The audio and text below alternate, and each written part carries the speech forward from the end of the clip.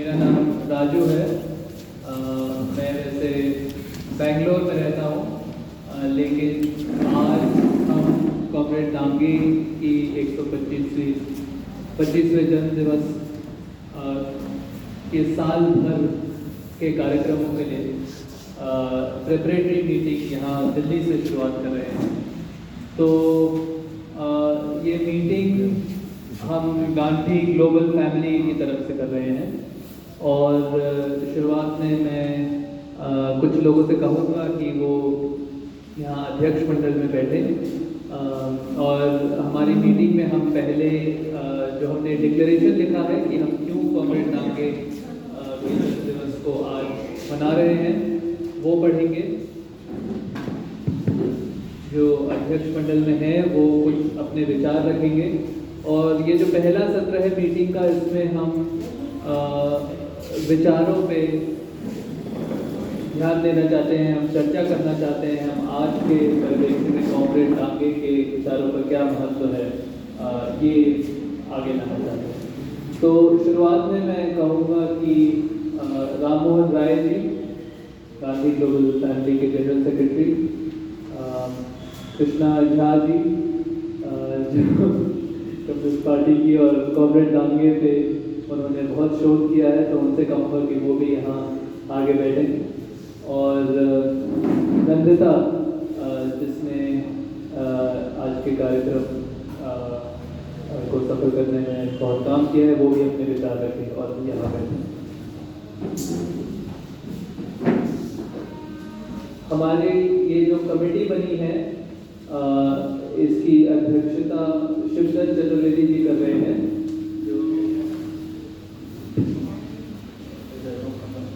जो मेरठ से आ रहे हैं। वो रास्ते में हैं, कुछ डिले हो गए हैं, लेकिन वो जो आएंगे तो यहाँ बुलाएंगे।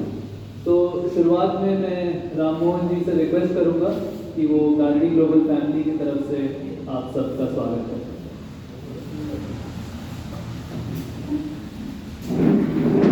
ये साथियों, आज बहुत ही हर्ष का विषय है कि हम एक ऐसे व्यक्तित्व का 125वीं जन्म जयंती समारोह की तैयारी के बारे में बातचीत करने के लिए एकत्रित हुए हैं।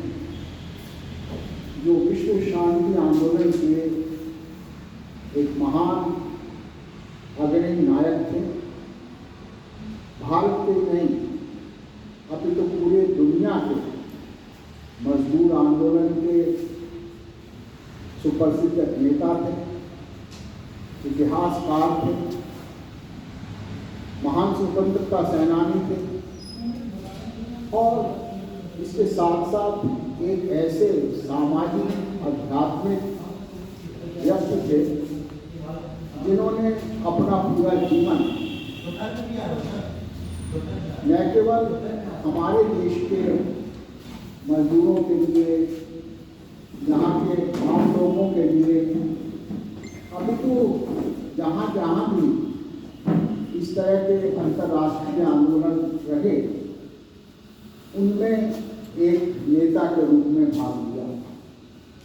मेरा अभिप्राय आदरणीय श्रीपाद अमृत डांगे से है, जिनका जन्म 18 अक्टूबर को 1899 को नासिक के पास ये गांव में हुआ और उन्होंने अपने पूरे जीवन को, जैसे मैंने उनके लिए कुछ शब्दों का प्रयोग किया, उसके लिए समर्पित कर दिया।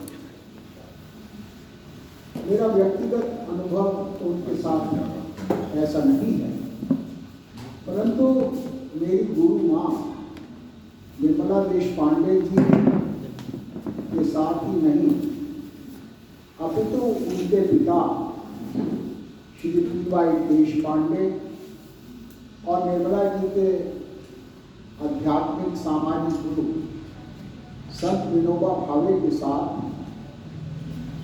आदरणीय श्रीपाद अमृत डांगे के बहुत ही मधुर और अटूट संबंध थे। उन्हीं के उस पर कई मरतबा उनके दर्शन करने का सौभाग्य मिला, उनके विचार सुनने का सौभाग्य मिला और ये जानने का मौका मिला कि बेशक वो एक छोटे कद के व्यक्ति थे, निर्मला जी की तरह, हमारी तरह, पर उनके विचार इतने उदात्त थे, उनके विचार इतने विशाल, इतने विस्तृत थे कि उन पर चर्चा इन्हीं एक दो बैठकों में, इन्हीं एक दो अध्यायों में, इन्हीं एक दो संकलनों में, इन्हीं वाङ्मय में नहीं की जा सकती। परंतु यदि हमने भारतीय राष्ट्रीय आज़ादी के इतिहास को पढ़ना, समझना है, अगर हमने मजबूर संघर्षों को समझना है, अगर हमने भारतीय दृष्टि से पूरे संघर्षों को, आंदोलनों को, राजनीति को समझना है, तो हमें श्रीपाद अमृत डांगे के पास जाना होगा। वे इस तरह की एक महान विभूति थे जो न केवल एक सामाजिक क्षेत्र में उनका स्थान था, जिस तरह की उन्होंने साहित्य रचना की, कोई इस तरह के साहित्यकार नहीं थे कि कोई प्रोफेशनल साहित्यकार हो, परंतु उन्होंने अपने संघर्षों के अनुभवों से, अपने जीवन की बातों को और पूरे के पूरे सामाजिक वातावरण को, राजनीतिक स्थितियों को जिस तरह से लेखनी से उतारा, वो उनको एक महान साहित्यकार बनाता है।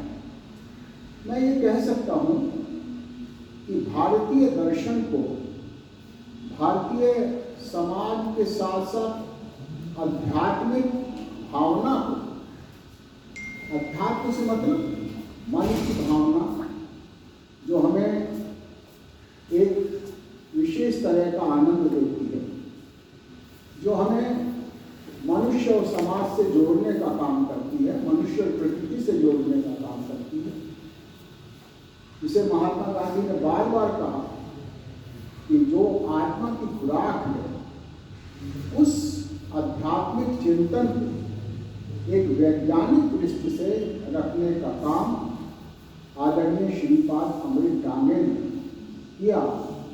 हम उसको याद करते हैं।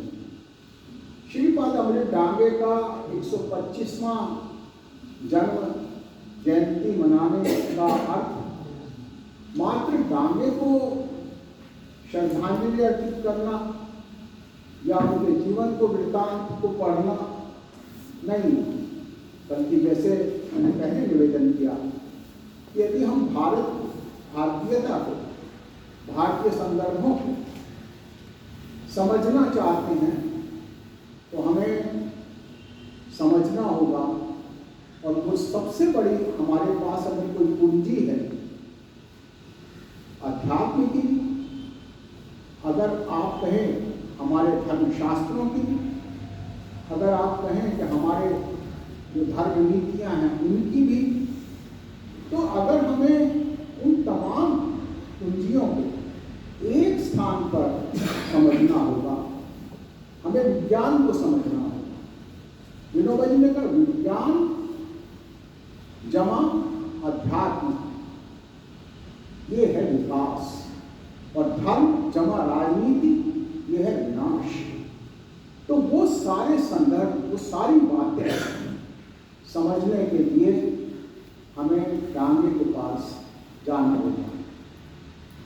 तो हम सब लोगों ने, कुछ मित्रों ने, गांधी ग्लोबल फैमिली के युवा साथियों ने ये विचार किया कि हम इस पूरे वर्ष को स्थान स्थान पर न केवल एक कार्यक्रमों के जरिए, समारोह के जरिए मनाएं, अपितु जो काम उन्होंने किए, जो काम विभिन्न पक्षों उन्होंने रखे, और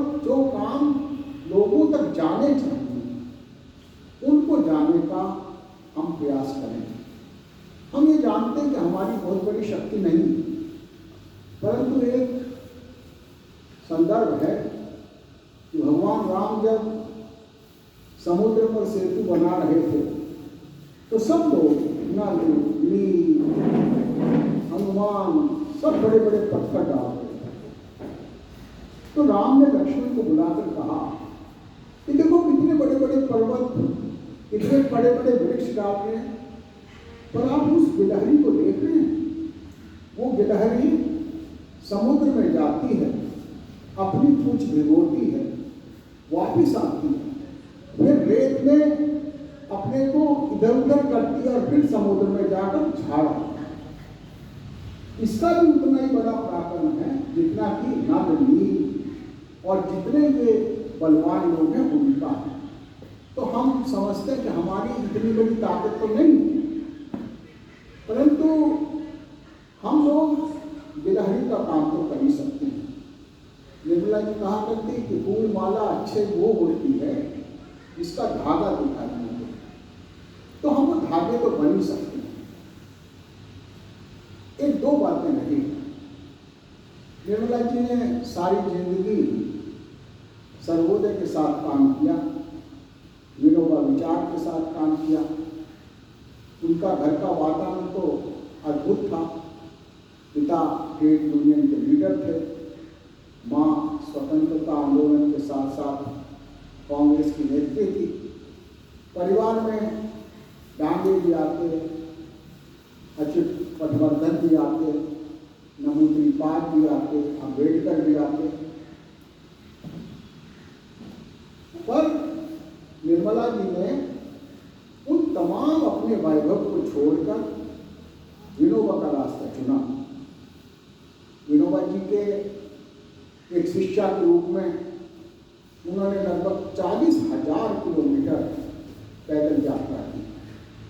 निर्मला जी ने तकरीबन 40 खंडों से विनोबा वाङ्मय भूदान गंगा की एडिटिंग की, उसके एडिटर रहे। सर्वोदय समाज की नेत्री रही, सर्व सेवा संघ की नेत्री रही। और अफसोस रहा कि एक समय आया कि निर्मला जी को उन संगठनों से अलग कर दिया गया। बड़ा पीड़ादायक समय रहता है। क्या ऐसे ही समय श्रीपाद अमृत डांगे के साथ भी आया? हाँ, श्रीपाद अमृत डांगे के साथ भी आया। मैं देख रहा था हमारे एक साथी यादव जी कुछ पुस्तकें लगाए हुए हैं। वो पुस्तकें कानपुर कॉन्स्पिरेसी केस से शुरू होती हैं और बाद में 1948 तक उसके बाद आंदोलनों के इतिहास को रखती हैं। अगर हम इन सारी पुस्तकों को देखें, सरसरी नजरों से देखें, तो कहीं भी हम डांगे को माइनस नहीं कर सकते। पर ऐसे ही उनके साथ हुआ। जिस आंदोलन को खड़ा किया, इस पार्टी की स्थापना की, बाद में उन्हें भी अलग कर दिया गया, जैसे निर्मला जी को अलग कर दिया। पर एक बात साफ है, निर्मला जी अपनी स्थिति में बिल्कुल स्पष्ट थी और आज के प्रासंगिक रूप से देखें बिल्कुल सही थी। डांगे कैसी भी स्थिति में उनके साथ जो कुछ हुआ, मैं उस पर कोई टिप्पणी नहीं करना चाहता। ना ये कोई राजनीतिक सभा है, गांधी ग्लोबल फैमिली की सभा है।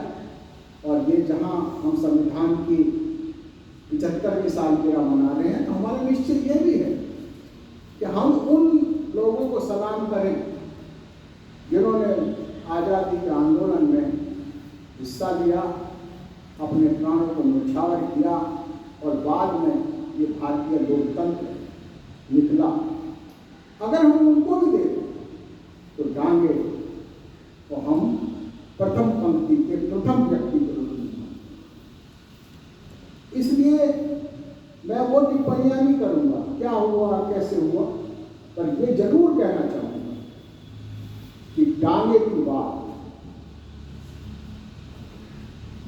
यूनाइटेड फ्रंट की बात, डांगे की बात, एकता और संघर्ष की बात डांगे की बात जवाहरलाल नेहरू भारतीय राष्ट्रीय कांग्रेस के साथ जोड़ की बात, राष्ट्रीय आंदोलन की धारा से जुड़ने की बात, नेहरू से जुड़ने की बात, इंदिरा जी से जुड़ने की बात, जिसके लिए संभवतः उन्हें दंडित किया गया, वो उस समय भी सही थी और आज भी सही। ये मैं नहीं कहना चाहता। हम इसी पक्ष के रूप में निर्मला जी और डांगे को एकात्म रूप में,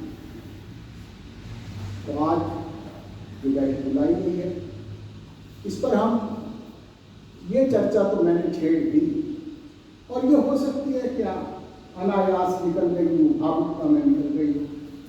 इस पर कोई विरोध भी हो सकता है, कई टिप्पणियां भी हो सकती हैं, कोई आक्रोश भी हो सकता है, पर हमारी समझ साफ है कि हम भारतीय राजनीति के एक दिग्ग पुरुष, भारतीय स्वतंत्रता आंदोलन के महान नायक, विश्व शांति के अग्रणी नेता, मजदूर वर्ग और मजदूर वर्ग के संगठनों के संस्थापक, भारत में राष्ट्रीय आजादी के मूल्यों को समझने वाले एक स्वतंत्र वीर डांगे की 125वीं जयंती वर्ष को पूरे साल मनाना चाहता। इसलिए मैं गांधी ग्लोबल फैमिली की ओर से, हमारे जितने भी यहाँ साथी हैं गांधी ग्लोबल फैमिली को, बड़ा अच्छा लगा कि हमारे बहुत ही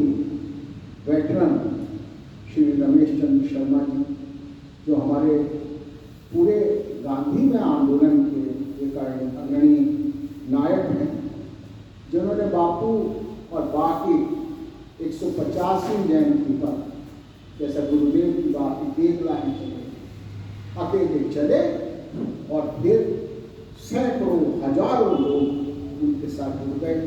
वे सब यहाँ पधारे हैं, अलग अलग क्षेत्र से लोग आए हैं, कुछ लोग रास्ते में हैं, कुछ लोग रास्ते से आ रहे हैं, कुछ लोगों की हमें शुभकामनाएं मिली हैं, कुछ लोगों की हमें सहमति मिली है, कुछ लोगों ने हमें समर्थन और एकजुटता व्यक्त की है। उन सब की ओर से मैं आप सबका हार्दिक स्वागत करता हूँ, अभिनंदन करता हूँ।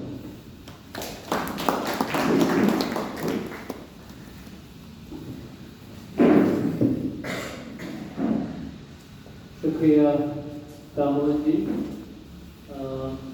मैं पहले कहना मेरे से छूट गया, पर मैं खास तौर पर ये भी कहना चाहता हूँ कि हम AITUC का बहुत बहुत हम उनके बहुत बहुत आभारी हैं, उन्हें धन्यवाद देना चाहते हैं कि उन्होंने अपना ये हॉल हमें इस मीटिंग के लिए दिया। और मैं समझता हूँ कि हम आज की मीटिंग को ऐसे न देखें कि इसमें कौन आया कौन नहीं आया, कितने लोग आए, पर हम ये पहचाने कि हम एक ऐतिहासिक दौर से गुजर रहे हैं, और ऐसे ऐतिहासिक दौर में विचारों का बहुत महत्व होता है। और आज हम चाहते हैं कि हम जो वैचारिक संघर्ष हमारे देश में और साथ ही दुनिया में जारी है, उसे गंभीरता से लें, और हम जो चर्चा करेंगे, विचारों पे चर्चा करेंगे, वो गंभीर तरीके से करें। और ये चर्चा हम ऐसे भी करना चाहते हैं कि इसमें सब शामिल हों, क्योंकि हम ये विचार भविष्य की ओर देखते हुए आगे लाना चाहते हैं कि भले ही आज सब न पहचाने कि कॉमरेड डांगे का इतिहास में क्या महत्व था और उनके विचार आज क्यों जरूरी है।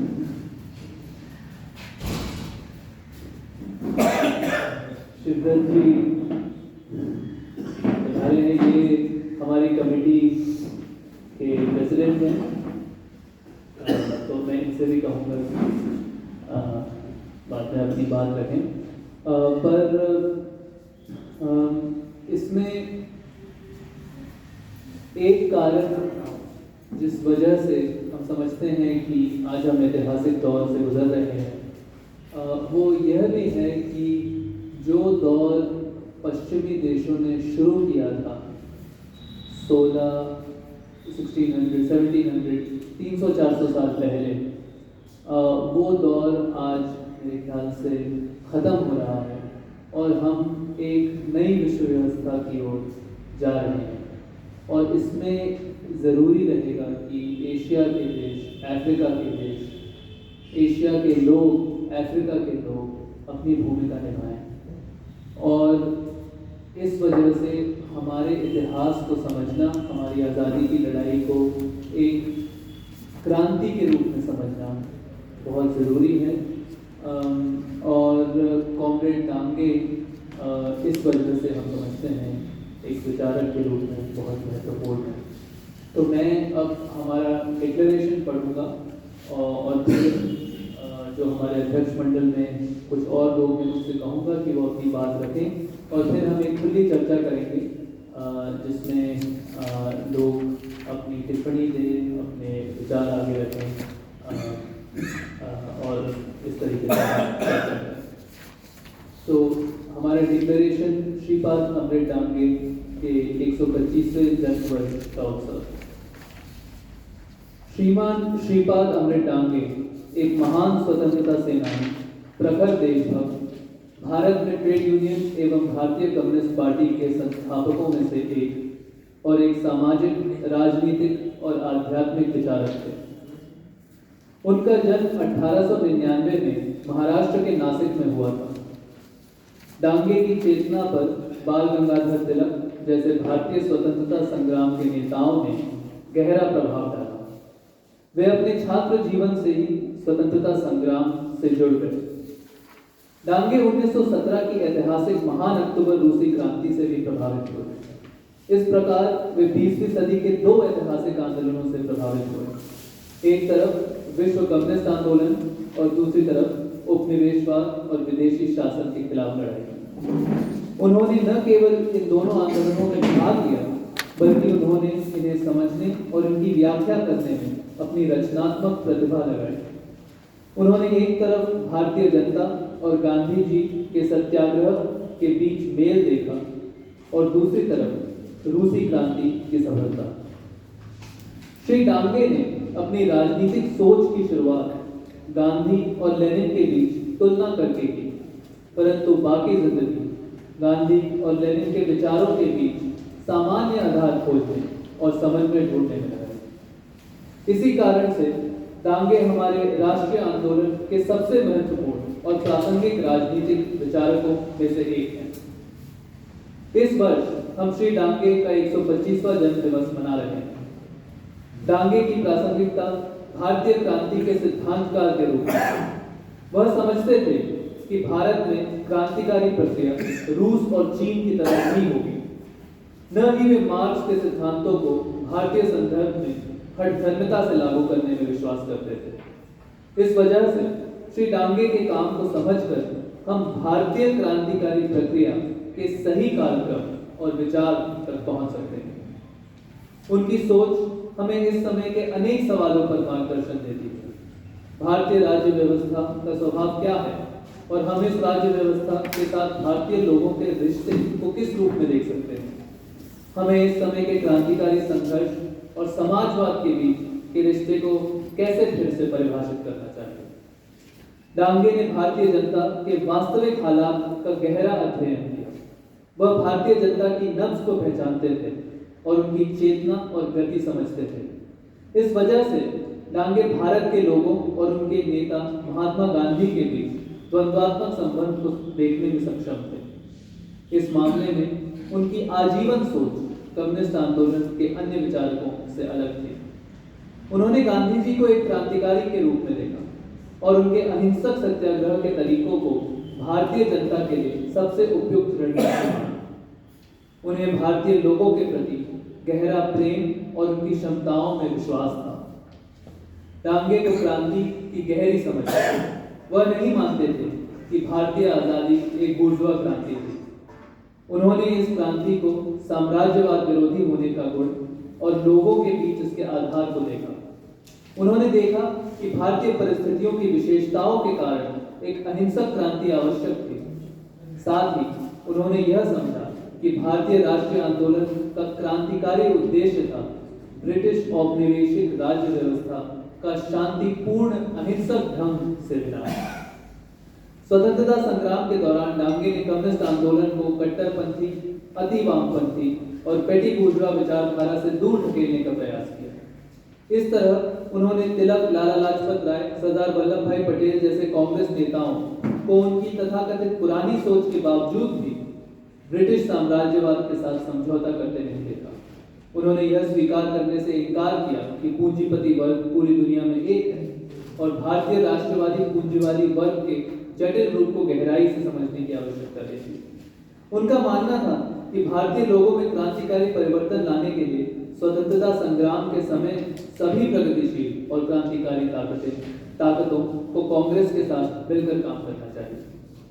आजादी के बाद वे हिंसक तरीकों से राज्य सत्ता पर कब्जा करने और पूंजीपति वर्ग को उखाड़ फेंकने के रोमांचक विचार नहीं रखते थे, बल्कि वह मानते थे कि इस लोकतांत्रिक क्रांति को पूरा करने की जरूरत है जो शहादतों और मेहनत से हासिल की गई है। भारतीय राज्य व्यवस्था के साथ जुड़कर लोगों के सामाजिक और राजनीतिक परिवर्तन के लिए काम करना है। डांगे की कार्यनीति भारतीय राज्य व्यवस्था की सटीक समझ पर आधारित थी। उन्होंने देखा कि भारतीय राज्य व्यवस्था को पुराने उदारवादी या साम्यवादी सिद्धांतों के आधार पर नहीं समझा जा सकता। यह समाज के ऊपर सिर्फ एक दमनकारी संरचना नहीं थी जिसका इस्तेमाल अन्यथा असभ्य लोगों को व्यवस्था देने के लिए किया जाए, न ही यह केवल वर्ग हितों का एक साधन थी। यह राज्य व्यवस्था भारतीय जनता की लोकतांत्रिक आकांक्षाओं को पूरा करने का एक साधन थी, जिन्होंने स्वतंत्रता संग्राम के माध्यम से अपनी आवाज उठाने के लिए संघर्ष किया। इसलिए डांगे ने भारतीय राज्य व्यवस्था द्वारा बनाए गए ढांचे में लोकतांत्रिक क्रांति को जारी रखने के लिए लड़ाई लड़ी। श्रीमती इंदिरा गांधी की सरकार के महत्वपूर्ण दौर में डांगे ने इंदिरा गांधी के अनेक कदमों जैसे बैंक राष्ट्रीयकरण, भूमि सुधार और पूंजी की मिल्कियत तथा राष्ट्रीय कर ढांचे में सुधार का समर्थन किया। उन्होंने 1971 की भारत सोवियत समझौते को एक प्रगतिशील और साम्राज्यवाद विरोधी कदम के रूप में देखा। उन्होंने इंदिरा गांधी के नेतृत्व को स्वतंत्रता संग्राम की विरासत को आगे बढ़ाते हुए पाया और उनके प्रति लोगों के प्रेम को पहचाना। उन्होंने कहा कि लोगों के दिल में इंदिरा जी के लिए एक विशेष स्थान था, वो एक महिला नेता भी थी। जब इंदिरा गांधी ने आपातकाल की घोषणा की तो उन्होंने उसे देश में अमेरिका खुफिया एजेंसी डीप स्टेट के साथ मिली हुई ताकतों द्वारा बनाए जा रहे अराजकता और कलर क्रांति के माहौल का मुकाबला करने के लिए एक आवश्यक कदम के रूप में देखा। वह अपनी समझ पर आजीवन बने रहे, जिस कारण उन्हें उसी पार्टी से ही निष्कासित किया गया जिसकी स्थापना में उन्होंने अग्रणी भूमिका निभाई थी। इस मामले में उनका जीवन निर्मला देशपांडे और कुछ हद तक अरुणा आसफ अली के जीवन के समान है। ये तीनों हस्तियां भारतीय राष्ट्रीय आंदोलन की वह शाखाएं थी जिन्होंने संपूर्ण क्रांति के कृत्रिम दावों को पहचाना। इंदिरा गांधी की हत्या के बाद भारतीय समाज और शासक वर्ग ने एक क्रांति विरोधी और पश्चिम की ओर देखने वाला मोड़ लिया। आज जब हम डांगे का मूल्यांकन कर रहे हैं तो सोवियत संघ का पतन और भारतीय अर्थव्यवस्था के नव उदारवादी सुधार शुरू हुए 30 वर्ष से अधिक समय बीत चुका है। इन नव उदारवादी सुधारों ने हमारे स्वतंत्रता संग्राम के कुछ मूल्यों को नकारने की कोशिश की है। हम ऐसा ऐसे समय में कर रहे हैं जब भारतीय अर्थव्यवस्था बढ़ रही है, लेकिन सांप्रदायिकता, धार्मिक भेदभाव, पहचान की राजनीति, गरीबी और असमानता का माहौल है और यह निरंतर बढ़ रहा है। इस समय में हमें डांगे के एकता और संघर्ष के नारे को वापस लाना जरूरी है। हमें शांति और लोकतंत्र के पक्ष में सभी ताकतों को एकजुट करने के लिए काम करना चाहिए। साथ ही हमें सही विचारों और भारत और दुनिया में राजनीतिक स्थिति की सही समझ के लिए संघर्ष करना चाहिए। कुछ लोगों का मानना है कि प्राथमिक संघर्ष संविधान को बचाना या उदारवादी अधिकार हासिल करना है, लेकिन हमें अपने स्वतंत्रता संग्राम के विचारों के अनुरूप भारतीय लोगों के लिए वास्तविक लोकतंत्र की लड़ाई लड़ना चाहिए। अवसरवादी गठबंधनों के बजाय हमें उन विचारों के लिए संघर्ष करना चाहिए जो लोगों को एकजुट कर सके। हमें भारतीय राज्य व्यवस्था को इस तरह से बदलने की कोशिश करनी चाहिए कि यह लोगों के प्रति अधिक जवाबदेह बने, गरीबी उन्मूलन करे और समाजवाद के सपने को साकार करे, जो अंततः वास्तविक लोकतंत्र है। डांगे ने समझा कि हम भारत के बारे में कूप मंडूक बनकर नहीं सोच सकते और हमें भारत को विश्व इतिहास को बदलने में अपनी भूमिका निभाते हुए देखना चाहिए। इस संदर्भ में हम आज एक ऐतिहासिक और रोमांचक समय में रह रहे हैं और आशा और उम्मीद के अनेक कारण मौजूद हैं। पश्चिमी देश, खासकर अमेरिकी राजनीति और समाज गहरे संकट के दौर से गुजर रहे हैं। दूसरी ओर ब्रिक्स के उभरते देशों के माध्यम से एक नई लोकतांत्रिक विश्व व्यवस्था जन्म ले रही है। फिर भी पश्चिम एशिया और पूर्वी यूरोप दोनों में संकट और युद्ध जारी है और परमाणु युद्ध की संभावना मंडरा रही है। जब दुनिया का प्रमुख लोकतंत्र फिलिस्तीनी जनता के नरसंहार में सहायता देता है तो सवाल उठता है, फासीवाद असल में कहाँ है? बांग्लादेश का उदाहरण दिखाता है कि कैसे एक स्थायी लोकतांत्रिक समाज को फासीवाद से लड़ने के नाम पर विदेशी शक्तियों की मदद से अस्थिर किया जा सकता है। हमें इन युद्धों और अस्थिरता के पीछे असली अपराधी को पहचानना चाहिए और शांति के लिए संघर्ष करने में अपनी भूमिका निभानी चाहिए। हमें भारतीय जनता को गहराई से समझने की कोशिश करनी होगी। आम भारतीयों को सांप्रदायिक या बहुसंख्यकवादी होने का दोषी ठहराने के बजाय हमें उन ताकतों के खिलाफ लड़ना चाहिए जो उन्हें गरीबी में रखती हैं। हमें श्री डांगे की तरह लोगों के प्रति प्रेम की भावना से और उनमें एक बुनियादी विश्वास रखकर आगे बढ़ना होगा। लोगों के प्रति इस प्रेम की वजह से डांगे भारतीय परंपरा में रुचि रखते थे और वे भारतीय दार्शनिक परंपरा के बारे में खुलेपन से सोचते थे। हमें एकता, शांति, गरीबी उन्मूलन और एक नई विश्व व्यवस्था के लिए संघर्ष करना होगा। हमें अंततः भारतीय बच्चों के लिए लड़ना होगा ताकि वे भविष्य में अपनी पूरी क्षमता तक पहुंच सकें।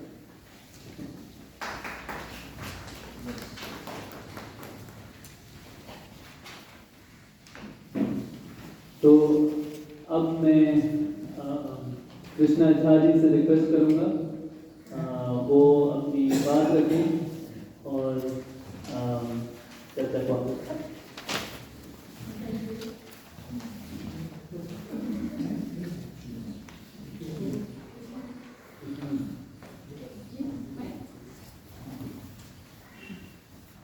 आज कोविड को याद करते हुए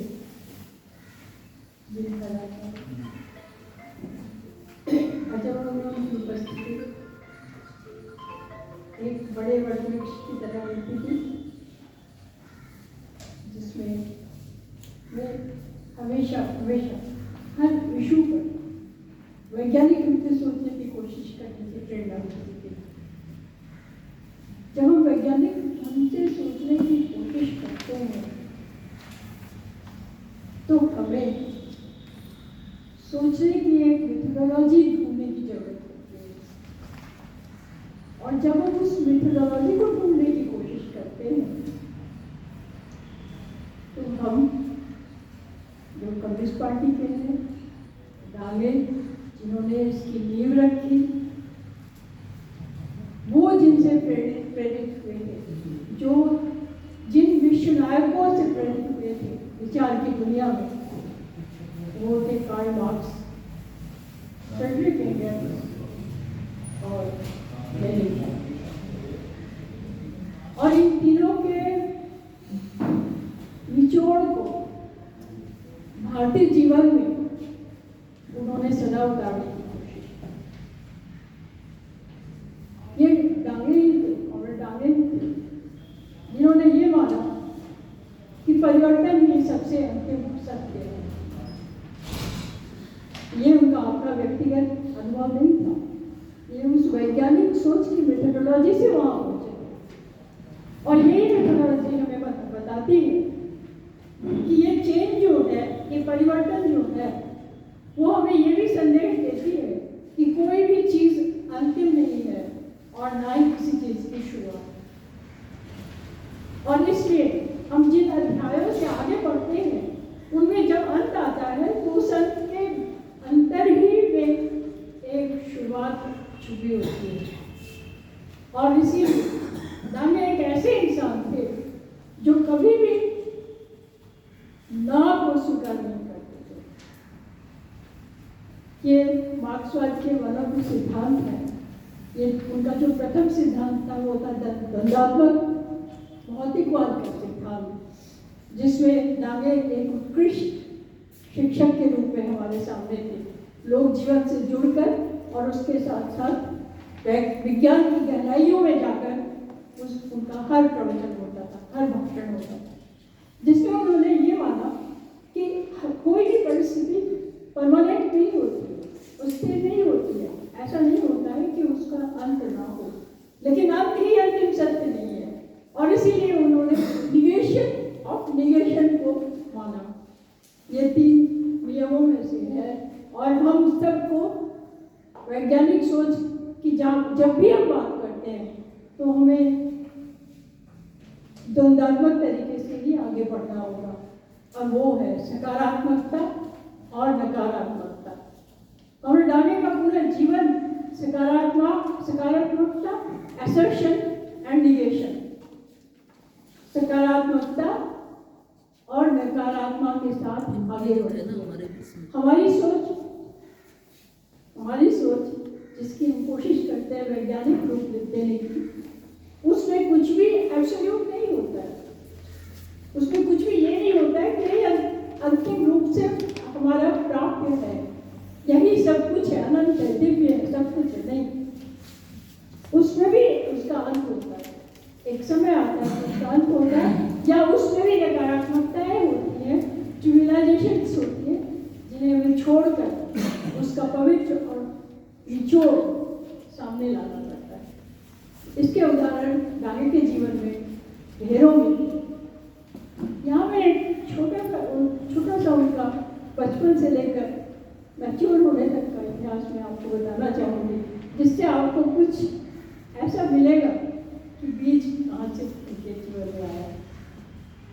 वो जैसा कि बताया कॉमरेड करंजी गाँव कोठूर, ये है नासिक के इलाके में गांव है, उसमें उनका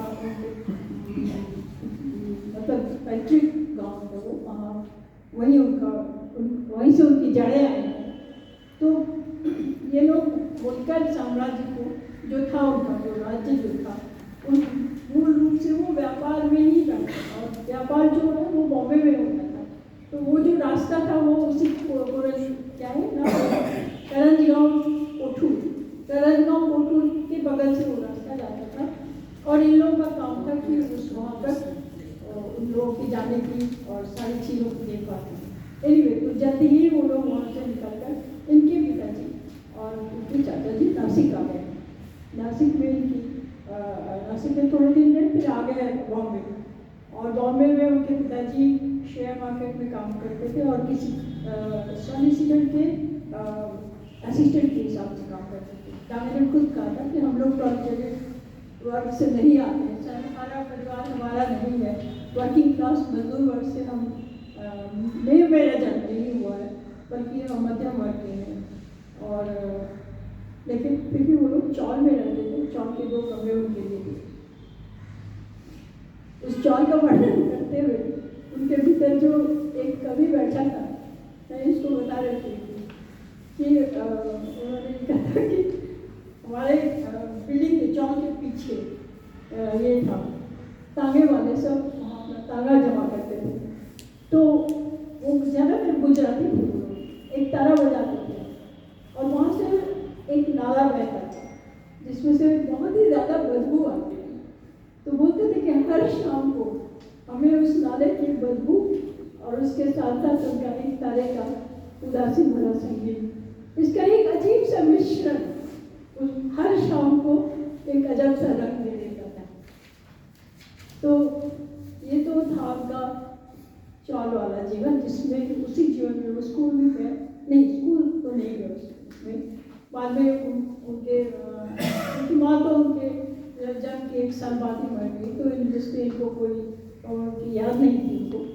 लेकिन जिनकी याद थी, जिनको उन्होंने अपनी माँ माना, वो एक महिला थी जो उनके अंकल के साथ रहती थी। और उनके अंकल के चाचा जी के मृत्यु के बाद प्रश्न उठा क्या वो कहाँ जाएंगे। तो उनके पिताजी ने कहा, डांगे के पिताजी ने कहा कि नहीं, तुम इसका भाग ले, क्योंकि वो 1 साल बाद जब माँ की मृत्यु हो गई तो वही महिला उनकी देखभाल करती थी, तो माँ ही थी उनकी। लेकिन इसमें एक चीज़ याद याद रखने की बात है कि डांगे ब्राह्मण परिवार की थी और वो महिला महार थी। महाराष्ट्र में महार जो होता है वो दलित होता है, तो उनके हाथ में खाते थे। सबको इस बात के लिए किसी को भी इनकार नहीं था। तो उनके परिवार में जाति व्यवस्था की का वो कठोर पाखंड नहीं था। उसके बाद उनको नासिक के बगल में एक स्टेशन के पास एक छोटा सा गाँव था, वहीं उनकी माँ मतलब वो महिला जो मानी थी तो वो उनको ले गए। वहाँ से वो स्कूल भी जाने लगे और वो डेवलप बचपन से ही भी जोड़ी परिवार स्वभाव में थे। तो इसके स्कूल के सबसे अच्छे विद्यार्थी होने के बावजूद उनको सजा मिलती है। तो उनके स्कूल में एक दलित लड़का था, वो दरवाजे के उस पार, चौखट के उस पार से अपना स्लेट देता था। टीचर उसमें सवाल लिख देते थे और वही स्लेट उसको खिसका देते थे और वो फिर उसमें अपना उत्तर लिख के उनको देता था। डांगे रोज देखते थे इस बात को, फिर वो स्लेट को उठा के और फिर वापस देने का भी शुरू किया उन्होंने। लेकिन एक समय ऐसा आया जब उन्होंने ये होता क्यों है ऐसा, तो बोला वो दलित है। तो फिर वो रोज छुट्टी में, स्कूल की छुट्टी के बाद उसके साथ खेलने लगे और खूब खेलने लगे और पकड़ पकड़ के उसके साथ घूमने लगे। तो टीचर ने उनको डांटा, ऐसा तुम कभी भी करोगे तो बहुत बुरा होगा। तो जब माँ को उन्होंने वापस आकर बताया तो उनकी माँ ने दूसरे दिन वो स्कूल आई और स्कूल में आकर उन्होंने उस टीचर को बोला कि तुमने मेरे बेटे के साथ जो किया है मेरे साथ कभी करोगे? नहीं करोगे। तुम जानते हो कि मैं महार हूँ, मेरी असलियत जानते हो तुम, लेकिन फिर भी तुम वो नहीं करोगे। क्यों नहीं करोगे? क्योंकि मेरे पास पैसा है, मैं धनी हूँ, इसलिए तुम मुझे नहीं करोगे। और वो कमजोर है इसलिए उसको तुम सजा दे रहे हो। जाने की पहली शिक्षा जाति महत्वपूर्ण है या पैसा, धर्म, आर्थिक परिस्थिति, ये इंपॉर्टेंट है। माँ ने उनको ये सीखी। खैर उसके बाद वो नासिक हाई स्कूल में गए, वहाँ पर वो हमेशा टॉपर थे, हमेशा। लेकिन वही एक इंसान थे जो एक एक दिन में 20-20 बार टीचर की छड़ी खाते थे। और न सिर्फ छड़ी, कभी कभी तो एक दिन पीछे बैठ कर लो, मैथमेटिक्स का पीरियड था, वो अंक लगा दिया उन्होंने, कर दिया सारा खत्म कर दिया हिसाब। और उसके बाद वो किताब पढ़ने लगे। बेवकूफ़ी ये थी कि टीचर जी के सामने उस किताब का वो था बेंच कवर, उन्होंने देख लिया और फिर उन्होंने कांटे लगे हुए चाबुक से उनको 40 बार हाथ में मारा, वो खून फैल गया। फिर भी वो रिवेल के रिवेल में पढ़ते रहे और माँ उनको खुले रूप से खूब किताब पढ़ने के लिए देती थी। ये सब चलता था। उससे भी बड़े हुए, फाइनली बॉम्बे आए, स्कूल में कॉलेज में पढ़ने लगे, विंसर कॉलेज के छात्र थे। तिलक के मुरीद उस समय महाराष्ट्र के सारा युवा वर्ग था, सभी तिलक के रास्ते से जाना चाहते थे। और तिलक का रास्ता वो लोग समझते थे, तिलक से डायरेक्ट जान पहचान का लोग होते, तो वो सोचते थे कि हम सबको साधु होना पड़ेगा, हम सबको बिल्कुल समाज में हम बिल्कुल निरपेक्ष रूप से रहेंगे और कोई भी विलासिता नहीं, कुछ नहीं, सांसारिक जीवन हम लोग के लिए नहीं होगा। अगर हम भारत की आज़ादी के लिए और जीवन के सफल अर्थ के लिए, अपने को पहचानने के लिए अगर हम वहाँ पहुँचना चाहते हैं, तो इस बात से हम लोगों को द्वंद्व था, गहरा द्वंद्व कि वैराग्य, या अगर वैराग्य लेते तभी हम फ्रीडम स्ट्रगल में हिस्सा ले पाएंगे, अदरवाइज हमें नहीं हिस्सा ले पाएंगे। तो ये फिर तिलक की किताब आई गीता रहस्य, जो किताब उन्होंने मंदालय जेल में उनको जेल में रहना पड़ा था और उसमें वो पेंसिल से उन्होंने कागज पे, जहाँ रोशनी भी कम थी, वो किताब लिखी। वो किताब जब आई तो उसने धूम मचा दिया, क्योंकि उसमें ये रास्ता उन्होंने बता दिया था कि नहीं, तुम सबको इस पृथ्वी पर रहना है, इस समाज में रहना है, एक सांसारिक जीवन की जिम्मेदारियां निभानी है और इस सब के साथ साथ तुमको फ्रीडम स्ट्रगल के लिए, अपने आप को खोजने के लिए, अपनी खोज, ये सारी चीज़ें जारी रखनी होगी। इस बात से सबके अंदर एक नया उत्साह आया। इसी पीरियड में गांधी जी तक कॉलेज, ये डांगे तक कॉलेज भी नहीं पहुँचे थे, हाई स्कूल का एग्ज़ाम होने वाला था जब उनको बुखार हो गया और वो लेटे हुए थे। गीता रहस्य उन्होंने बहुत बार पढ़ा था, लेकिन उस बार उन्होंने लेटे लेटे उसको फिर से पढ़ना शुरू किया। और इसमें अपनी आप उनकी जो आत्मकथा है मैं उसी में से आपको बोलती हूँ। उन्होंने उसको पढ़ा, पढ़ते रहे और फिर उनके मन में प्रश्न उठना शुरू हुआ। तिलक ने लिखा था कि आप जब भी द्वंद्व में पड़े तो उस अदृश्य से, उस हर जगह रहने वाले की तरह, उस सीधे सीधे परमात्मा नहीं बोला, पर यही उनका अर्थ था कि उसको पहचानो और उसी के सामने अपनी समस्या रखो। उस दिन डागे ने सोचा कि मैं क्यों किसी परमात्मा या किसी अदृश्य शक्ति के बारे में सोचूंगा। मेरे सामने तो सब कोई है, पूरी जनता है, सारी की सारी जनता है। मैं उनसे मिलकर, उनके साथ एक होकर इन सारी समस्याओं का जवाब दूंगा। मुझे किसी आवश्यकता नहीं है किसी अदृश्य या अमूर्त शक्ति की। मेरे सामने मूर्त शक्ति फैली पड़ी है और वो है मानवता। मुझे मानवता के रास्ते से जाना है। और यही उन्होंने उस समय सोच लिया और उसी रास्ते से चलने लगे। बाद में विल्सन कॉलेज में भर्ती हुए और वहाँ पर उन्होंने कॉलेज नाम का अखबार निकालने की कोशिश की। पैसे नहीं थे तो फिर उस समय फ्रीडम स्ट्रगल में हर तरह की धारा।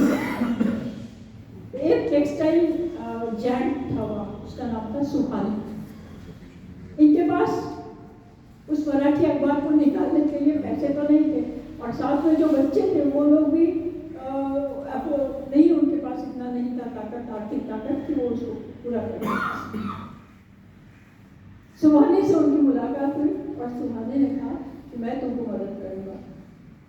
तुम लोग क्या, लेकिन आप तो कांग्रेस में हैं, आप तो सरोजिनी नायडू को अपनी मम्मी बोलते हैं, तो तुम मुझे क्यों मदद करेंगे आप? मैं बिल्कुल करूँगा, तुम मेरे ही रास्ते की ओर चलो, सब करना है। और फिर उन्होंने सारे जो बिल थे सारे चुकाने करना पड़ा। लेकिन वही एक बात इशू था जो निकाल पाए वो बाकी लिखने के बाद भी बाकी ही रहा। अब स्कूल कॉलेज चलता है, कॉलेज में तकरीबन तो यही, पर एक समय ऐसा आया कि वो कॉलेज छोड़ना पड़ा उनको।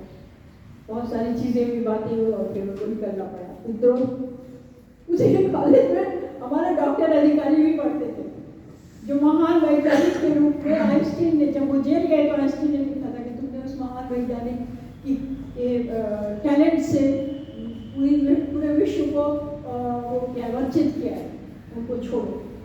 नहीं छोड़ा सरकार, तो कैसे छोड़ती सरकार। तो डॉक्टर उसी में थे, खैर बहुत सीनियर थे।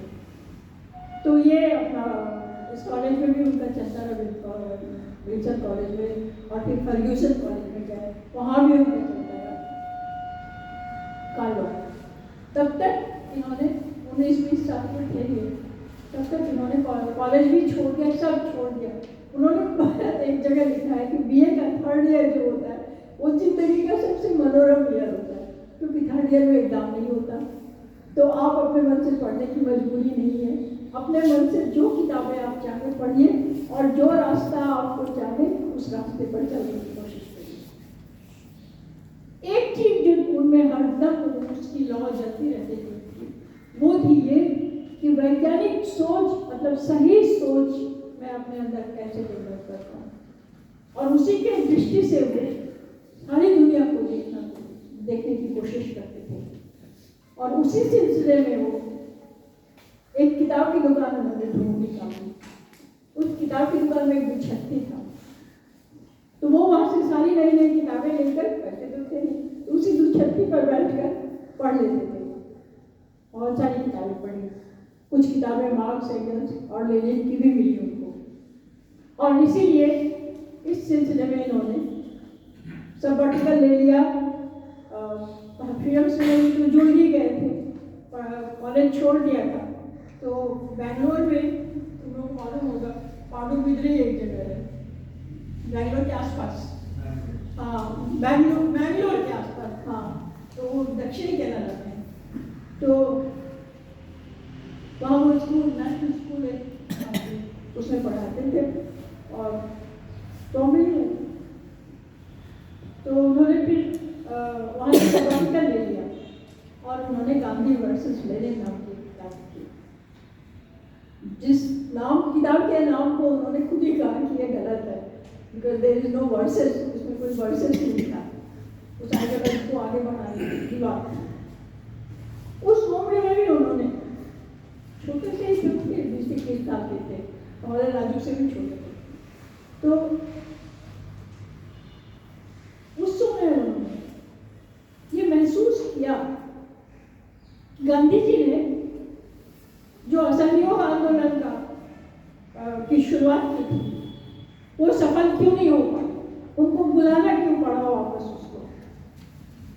उन्होंने देखा कि गांधी जी की अपनी सीमाएं थी, जिस सीमा को उन्होंने महसूस किया खुद को, इसीलिए वो इतने बड़े आदमी हुए, महात्मा हुए, कि वो इस बात को स्वच्छ दृष्टि से देख पाते थे, निरपेक्ष दृष्टि से, जिसको बोलते हैं खैर छोड़िए उसको। तो इस चीज का उनको एहसास था कि गांधी जी इसलिए अपनी सीमाओं के कारण उनको उसको वापस बुलाना पड़ा। और गांधी जी ने उसी समय एक बात कही थी जो बाद में उन्होंने अपने अखबार में भी लिखी, The things that can't be mended has to get ended।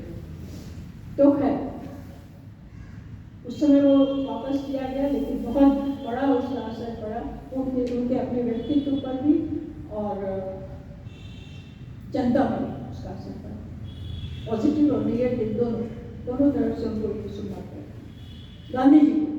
और डांगे भी इस चीज़ को महसूस कर रहे थे शिद्दत से, और उन्होंने कभी भी गांधी जी को इस बात के लिए दोष नहीं दिया कि उन्होंने वापस बुलाया इस आंदोलन को। इसके बाद फिर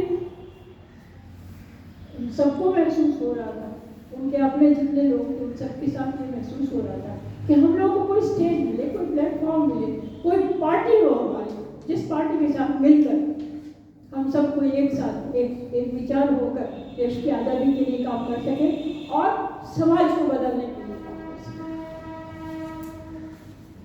1920 में तिलक की मृत्यु हो गई, लेकिन 1920 के पहले ही जब बीमार थे और ये उनकी जाते थे उनके पास बराबर जाते थे, उन्होंने कहा, तिलक ने उनको कहा कि तुम मजदूरों के पास जाओ, श्रमिकों के पास जाओ, वहां जाकर काम करो। ये रोशनी उनको वहां मिली और तब उन्होंने देखा कि अपने घर से वो जो कॉलेज जाते थे उस कॉलेज के रास्ते में ही मजदूरों का वो था, झुग्गी झोपड़ी का इलाका था बहुत बड़ा, लेकिन इन लोगों की नजर कभी नहीं वहां पड़ी। लड़के थे, एडोलेसेंट, किशोर, युवा होने के दरवाजे पे खड़े थे, तो मस्ती तो दूसरी होती है, लेकिन वो तो जिस वैज्ञानिक सोच की खोज में घूम रहे थे उसमें तो है। उन्होंने कहा, मुझे अपने ऊपर ही आश्चर्य हुआ कि मैंने क्यों नहीं उनको दिखा दिया। उसके समय प्लेग हुआ, इसके पहले भी प्लेग हुआ था जिसमें खुद जाके उनको उनकी सेवा करते थे, दवा दी थी, लेकिन इस समय नहीं दे पाए वो, क्योंकि वो थे नहीं, चले गए थे दुनिया से। और इन्होंने फिर तिलक के ना, उन्होंने इन लोगों को स्वीकार नहीं किया चुग्गी वालों उनकी कोई चीज़, लेकिन उन्होंने कहा था बाबा साहब के पास से ही आ रहा है, तिलक के पास जा रहा है, तो फिर उन्होंने लिया। तो उन लोगों की जिंदगी को तब उन्होंने नज़दीक से देखने का उनको अवसर मिला, और तब उन्होंने सोचा यही वो लोग हैं, यही वो लोग समाज के बिल्कुल, जिसको गोरकी ने किताब में उनको कहा था कि पीपल फ्रॉम लोअर डेप्थ्स, मतलब लोअर के भी गहराई में जो रहते हैं, जो इस तरह से बिल्कुल हर चीज़ पे वंचित है, लेकिन फिर भी उनकी खुशियाँ कम नहीं थी। अपना जीवन वो बहुत मस्ती से ही गुजारते, ना खाते और ना पहनते। तो डांगे को उनकी ये चीज़ बहुत अच्छी लगी और वो उनके साथ ही जुड़ गई है, और धीरे धीरे वो टेक्सटाइल इलाके में, चूँकि सुभानी भी उनके एक गुडविल उनके प्रति थी, तो इस गुडविल की बात ब्रिटिश सरकार को भी मालूम पड़ी और उन्होंने सुभानी को इस तरह से निचोड़ा, इस सुभानी ने आत्महत्या कर दी। लांगे ने ये भी देखा जितना सारा द्वंद्व फैला हुआ है, इस द्वंद्व से निकलने का रास्ता कठिन भी है, वो बहुत गहरी सोच मांगता है। तो उसके बाद उन्होंने और बल्कि लोग तो जगह जगह बैठे हुए थे जो उन्हीं की तरह सोच रहे थे। पेशावर में बैठे हुए थे लोग, लाहौर में बैठे हुए थे लोग, और भी बहुत जगह बैठे हुए थे, तक बंगाल में बैठे हुए थे लोग, पंजाब में बैठे हुए थे लोग। इन सब लोगों के अंदर एक कशिश कि हम सबको एक पार्टी चाहिए, हम सब मिलके एक पार्टी बनाएंगे, एक मत लोगों का, लाइक माइंडेड लोगों का, जो वैज्ञानिक ढंग से सोचने की खोज कर रहे हैं और उस खोज की दिशा में अपनी तैयारी भी कर रहे हैं, पढ़ाई भी कर रहे हैं। 1925 में कम्युनिस्ट पार्टी में हसरत मोहानी रिसेप्शन कमेटी के अध्यक्ष थे। ये हसरत मोहानी वही थे जिन्होंने 1921 में ही संपूर्ण आजादी का नारा दिया था। तो ये सारे लोग इकट्ठा हुए और फिर कम्युनिस्ट पार्टी बनी, जिसका हम आज 100 साल पूरा होने का, हाँ ये 100 कोर्स क्या कोई बात तुम करना शुरू कर कितना और 10 मिनट और दे दो, ठीक है।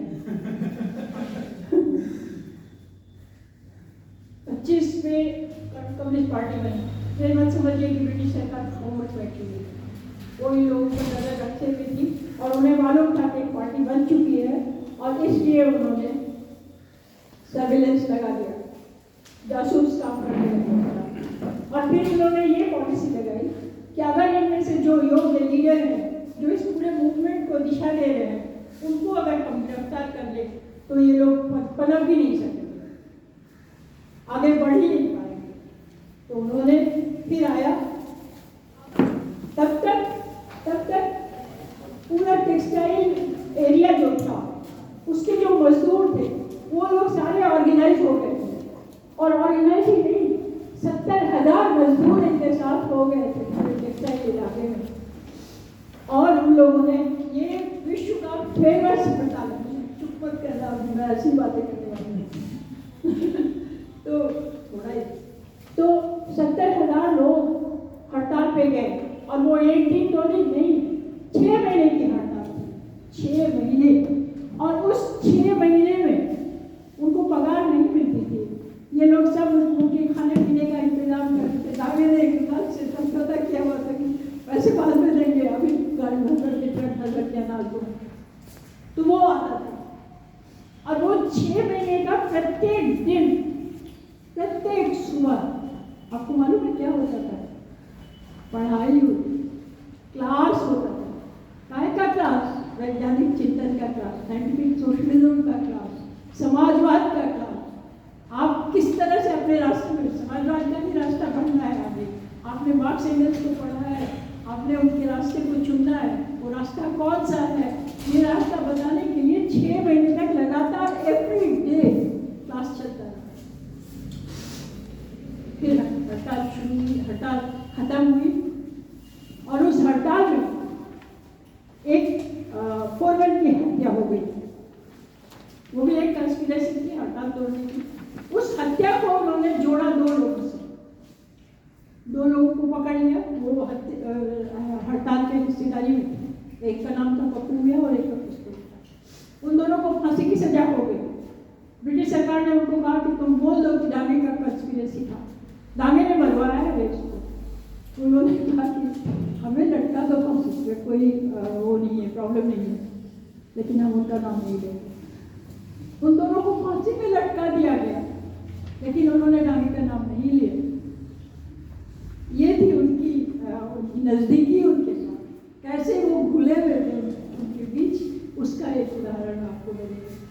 तो खैर उसके बाद मेरठ कॉन्फ्रेंस शुरू हुआ 1929 में। ये सारे नेता गिरफ्तार हो गए, सारे नेता गिरफ्तार हो गए और जेल में उनको रखा गया। उस जेल में जब उनको पूछा गया तुम कम्युनिस्ट हो, उस पूरे भीड़ में जो लोग जेल में गिरफ्तार होकर आए थे वो मैं नहीं कहूँगी कौन थे और उनको ऐसा जरूरत नहीं है यार, लेकिन ही वॉज ओनली वन जिन्होंने हाँ मैं कम्युनिस्ट हूँ। और जिसका नतीजा ये हुआ कि उस पूरी जमात में सबको 3 साल की सजा हुई और सिर्फ इनको 12 साल की सजा हुई दावे बॉम्बे कोर्ट। उसके बाद वो केस को लेकर मेरठ चले गए, मेरठ कंस्पिरेसी केस बोलते हैं उसको। क्यों? क्योंकि मेरठ के कोर्ट में जुरी नहीं होता था, तो जज जो निर्णय लेगा तो उसको पास नहीं कराना पड़ेगा जुरी। लेकिन वहाँ के नहीं बॉम्बे कोर्ट में, मेरठ केस कोर्ट ने ही इनको 12 साल की सजा दी। बाद में जब वो हाई कोर्ट में आया केस बॉम्बे में, तो जज ने कहा कि बोला फाउंटेन पे कंस्पिरेसी उसको बोला। ये तो ऐसा षड्यंत्र है जो सिर्फ कलम, न कोई विटनेस है, न कोई प्रमाण है, न क्योंकि सरकार ने तो यूँ ही सबको उठा दिया था, किसी दोष का कोई प्रमाण नहीं। तो फिर इनकी सजा 12 से 3 साल हो गई जेल में बिताया। इस बीच 1927 में जाके जब वो छूटे, हाँ इसके पहले भी छूटे, बोल्शेविक कंस्पिरेसी केस का चार्ज लगाया गया था इनका। उसी में उनका अखबार बंद हो गया। वो एक अखबार निकालना शुरू कर चुके थे उस वक्त 23-24 साल के थे। सोशलिस्ट, उस सोशलिस्ट जो अखबार था उसका एक बहुत बड़ा महत्व था। उसमें उन्होंने मार्क्सवाद के सिद्धांतों को पूरी तरह से लिया और विश्व में क्या क्या हो रहा है इस सब का भी उसमें वर्णन होता था। उस समय में कम्युनिस्ट इंटरनेशनल की संस्था थी जिसमें दुनिया के सारे कम्युनिस्ट पार्टी उसमें सदस्य होते थे। तो वहाँ पर वो सारी कोई ले गया वहाँ पर और उनकी किताब जो गांधी वर्सेस लेनिन थी और जो सोशलिस्ट नाम की पत्रिका थी उस सब की प्रतियाँ लगा दी। तो कौन लेनिन जब आए वहाँ पर, लेनिन लीडर थे उसके, लेनिन जब आए तो उन्होंने देखा कि अरे ये सारा लगा हुआ है, हिंदुस्तान में भी ये सारा हो रहा है।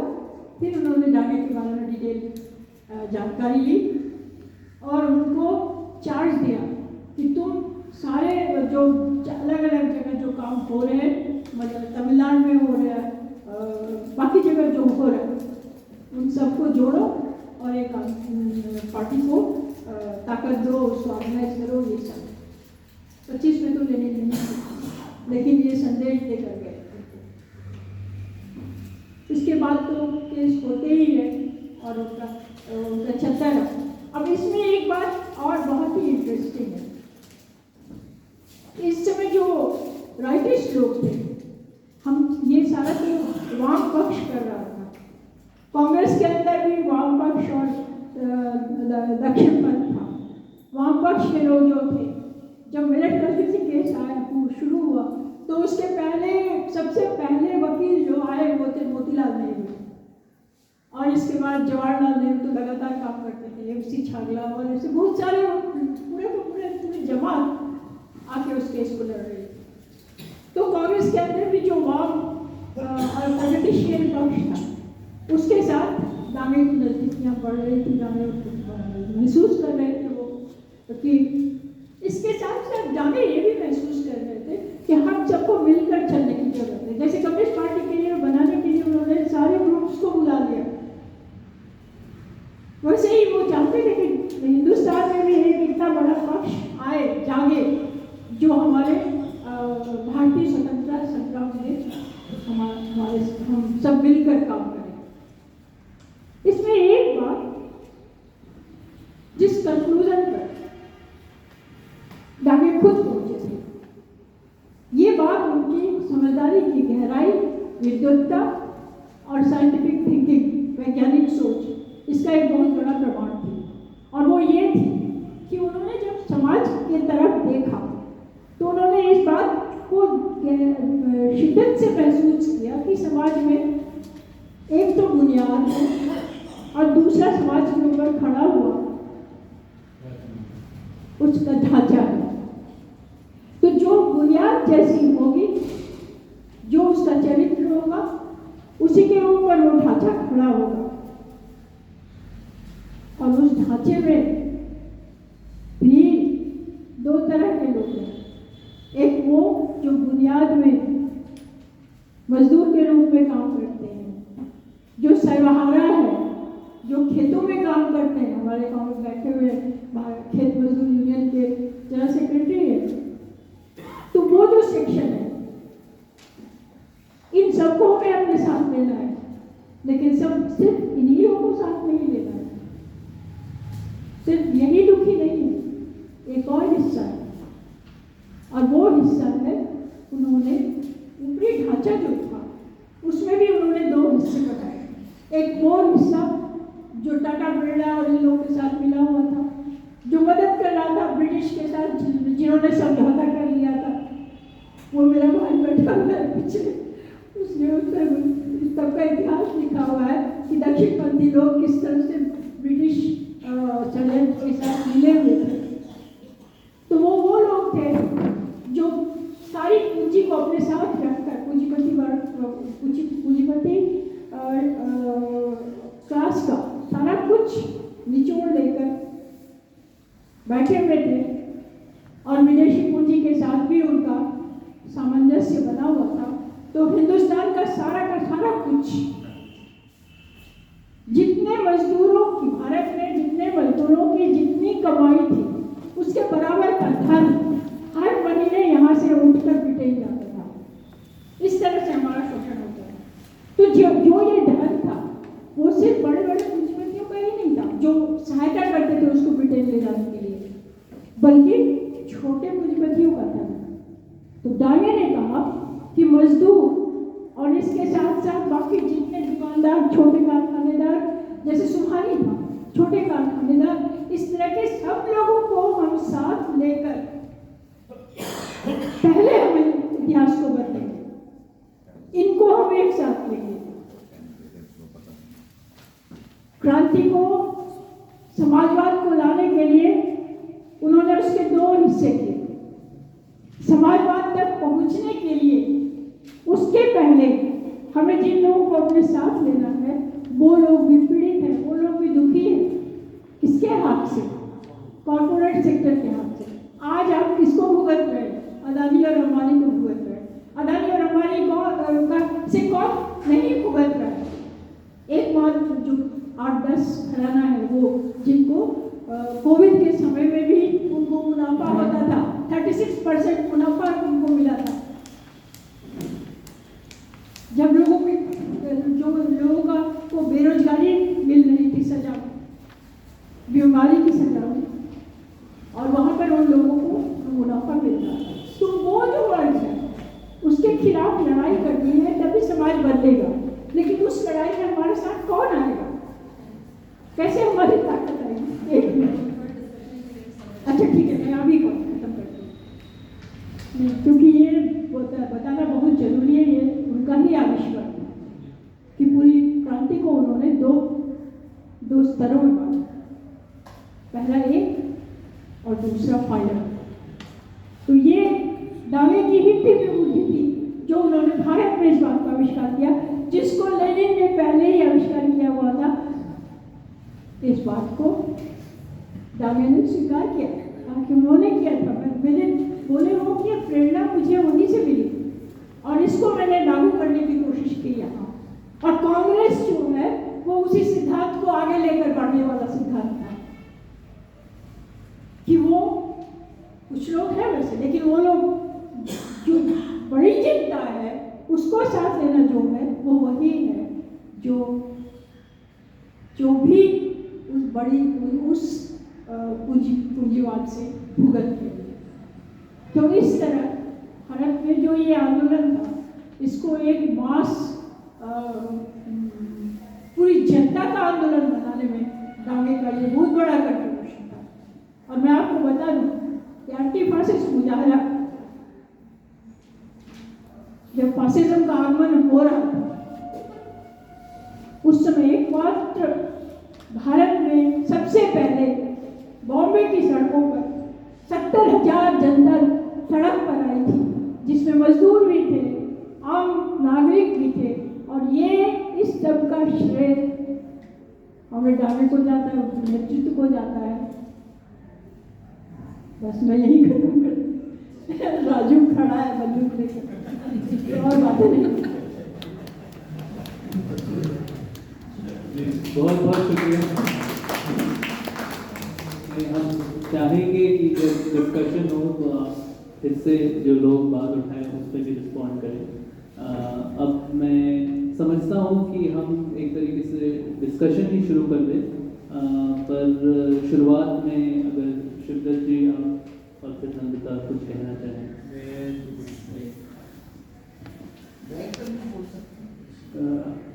साथियों, पहले तो मैं आपको बड़ा शुक्रिया अदा करता हूँ कि आपने एक बड़े गंभीर सवाल पर और एक बड़े महत्वपूर्ण मौके पर हम लोग कामरेड डांगी की स्मृति कर रहे हैं। अभी कहने की आवश्यकता नहीं है कि आज कितनी प्रासंगिकता है कामरेड डांगी की सोच की। अब हम उस सोच के लिए हमें अपनी अपनी जमातों में भी काफ़ी झेलना पड़ा है इस सोच के लिए, जिसको आज सभी लेफ्ट भी मान रहा है और डेमोक्रेटिक फोर्सेस भी मान रहे हैं। इसी रास्ते पर चलकर इसलिए इसको फांसीवाद से बचाया जा सकता है। तो एक लड़ाई है कांग्रेस जो हमें लड़नी है। तो इस विचार को कैसे आगे बढ़ाएं? ट्रेड यूनियन क्षेत्र में भी कामरेड कृष्णा जी बता रहे थे, काफी बड़ा उनका योगदान रहा। भारत बंद की अवधारणा, ये बंद की अवधारणा है ट्रेड यूनियन आंदोलन, ये कामरेड ऐसे डांगे का ट्रेड यूनियन आंदोलन को मौलिक अवदान है, मौलिक योगदान। तो देशभक्त शक्तियों को जोड़ना, साम्राज्यवाद विरोधी शक्तियों को जोड़ना, कामरेड ने कहा भी कि गैर इजारेदार पूंजीपति वर्ग तक को भी साथ में लेना। और अब तो बड़ी स्थिति स्पष्ट है कि इस लाइन के अलावा हमारे पास कोई दूसरा विकल्प नहीं है। डांगे जी की सोच को लेकर के देश को इसकी बड़ी आवश्यकता है, राष्ट्रीय राजनीति को इसकी बड़ी आवश्यकता है। तो हम इस दिशा में कुछ काम करें। उनका स्मरण करने से, उनके कामों को याद करने से भी हमारे वर्तमान काम, हमारी वर्तमान एक्शन गतिविधियों पर प्रभाव पड़ेगा। और यही सोच हम लेकर के आगे बढ़ाना चाहते हैं कि आज तो स्वतंत्रता आंदोलन के हमारे मूल्य दाव पर चढ़ गए। तो जब ऐसा है तो डांगे जी की प्रासंगिकता हर दिन और अधिक बढ़ती जा रही है। तो मैं अधिक समय नहीं लूँगा, हम लोग विचार विमर्श करेंगे इस साल हमें क्या क्या काम करना है। अभी हाल में हम लोगों ने मथुरा में, मेरा क्षेत्र तो मथुरा ही है ज़्यादातर उत्तर प्रदेश में, तो हमारे साथियों ने AITUC के झंडे के साथ कामरेड डांगे की सोच से जो प्रोत रहे हैं हम लोग, हमारे साथी, एक बड़ा एग्रीमेंट किया है रिफाइनरी मैनेजमेंट के साथ। और हम लोग चाहते हैं कि मार्च के महीने में या अप्रैल में हम एक बड़ी ट्रेड यूनियन आंदोलन, एक ट्रेड यूनियन कॉन्फ्रेंस, मजदूर एकता सम्मेलन टाइप का हम अपनी मथुरा में करें, रिफाइनरी नगर में करें, जिसमें हम जो हमारे ATAC है, CITU है, IPTU है और तमाम जो तंजीम है, INTUC भी है, उन सबको जोड़ के कामरेड ऐसे डांगे की 125वीं सालगिरह पर समर्पित एक कार्यक्रम मुनक्किद करना चाहते हैं। तो वो भी इसी कार्यक्रम का एक अंग होगा। मेरे साथ हमारे रिफाइनरी यूनियन के अध्यक्ष कामरेड मधुवन भी आए। मैं चाहता हूँ हम उनकी भी राय इस संबंध में लेंगे और आप सबकी राय भी लेंगे। अभी बहस चलेगी, बातचीत चलेगी, तो आप लोगों को सुनेंगे और फाइनल करेंगे, तय करेंगे क्या क्या करना है, कैसे कैसे आगे बढ़ना है। मुझे मैं बस एक चीज़ सब सेशन जो है अभी तक मैं जोड़ना चाह रही थी, और वो है ये फांसीवाद का सवाल। और मेरे ख्याल से आज हम बहुत ही अद्भुत समय में जी रहे हैं, क्योंकि जो ट्रम्प का इलेक्शन हुआ है यूएस में, मेरे ख्याल से एक बहुत ही यूनिक हिस्टोरिकल मोमेंट का स्टार्ट है।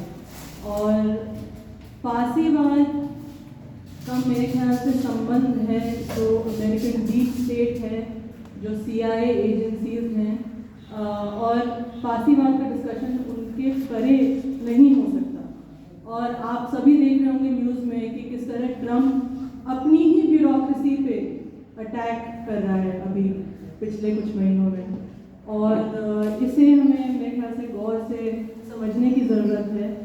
और जो फोर्सेस, जो ताकतें फासीवाद के साथ, मतलब जो फासीवाद की बुनियाद हैं, उन्होंने डेस्परेशन में, आपने देखा फ़लस्तीन में किस तरह से लोगों को मारा गया है, किस तरह से नरसंहार हुआ है वहाँ।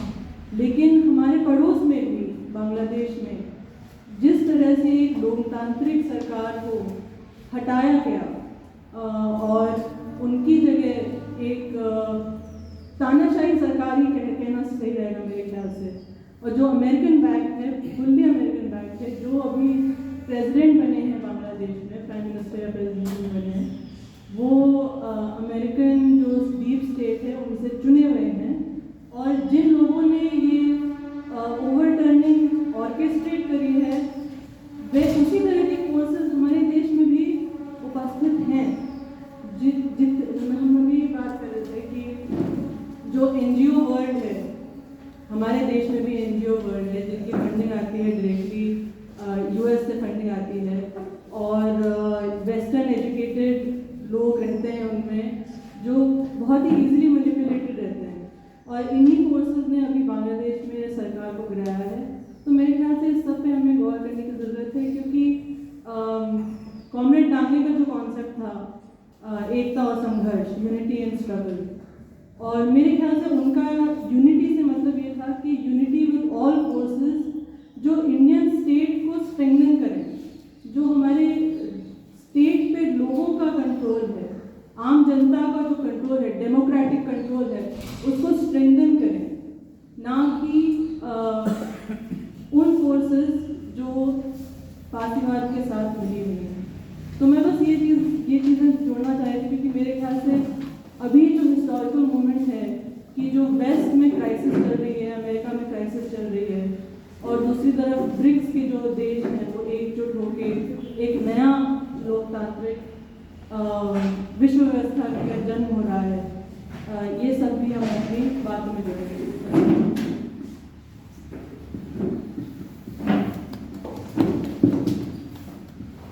जी शुक्रिया नंदिता, शुक्रिया शिवदत्त जी का भी। तो अब हम डिस्कशन चाहते हैं, चर्चा चाहते हैं, तो आप में से जो भी अपनी बात रखना चाहें, बहुत सी बातें आगे आई हैं।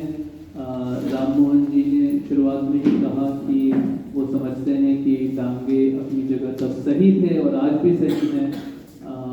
कृष्णा जी ने हमें उनके वैज्ञानिक सोच के बारे में सोचने के लिए कहा, और साथ ही उनकी पूरी जीवन के बारे में हमें बताया।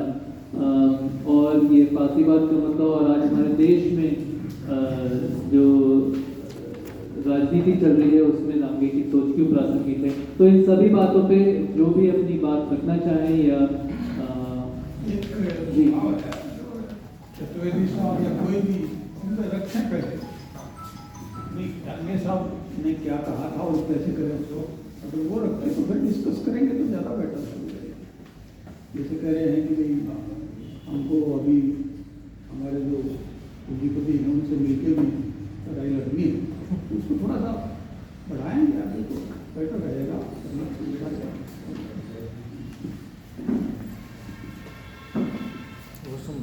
अच्छा, वो वॉशरूम में, चलिए तो वो आए तो फिर से उनसे उनकी इस पे राय लेंगे।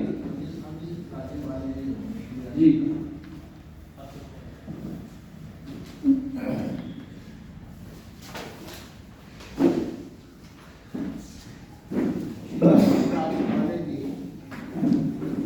भारत के ही पूरे हमारे इस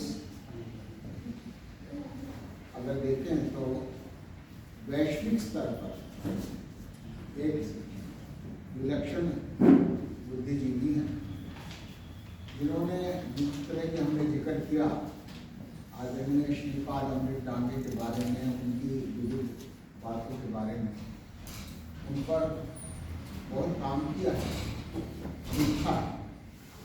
और अगर मैं दूसरे शब्द में कहूँ कि डांगे की जो परंपरा है, डांगे की परंपरा का मतलब हम सबकी परंपरा है, अगर हम उसमें शारीरिक परंपरा को भी देखें तो डांगे, मोहित सेन, और फिर अगर हम उसको आगे बढ़ाते हुए देखें तो अनिल राजकुमार, ये तीनों व्यक्ति ऐसे हैं कि एक दूसरे की सीढ़ी ऊपर से नीचे तक की है और नीचे से ऊपर तक भी समझने की है।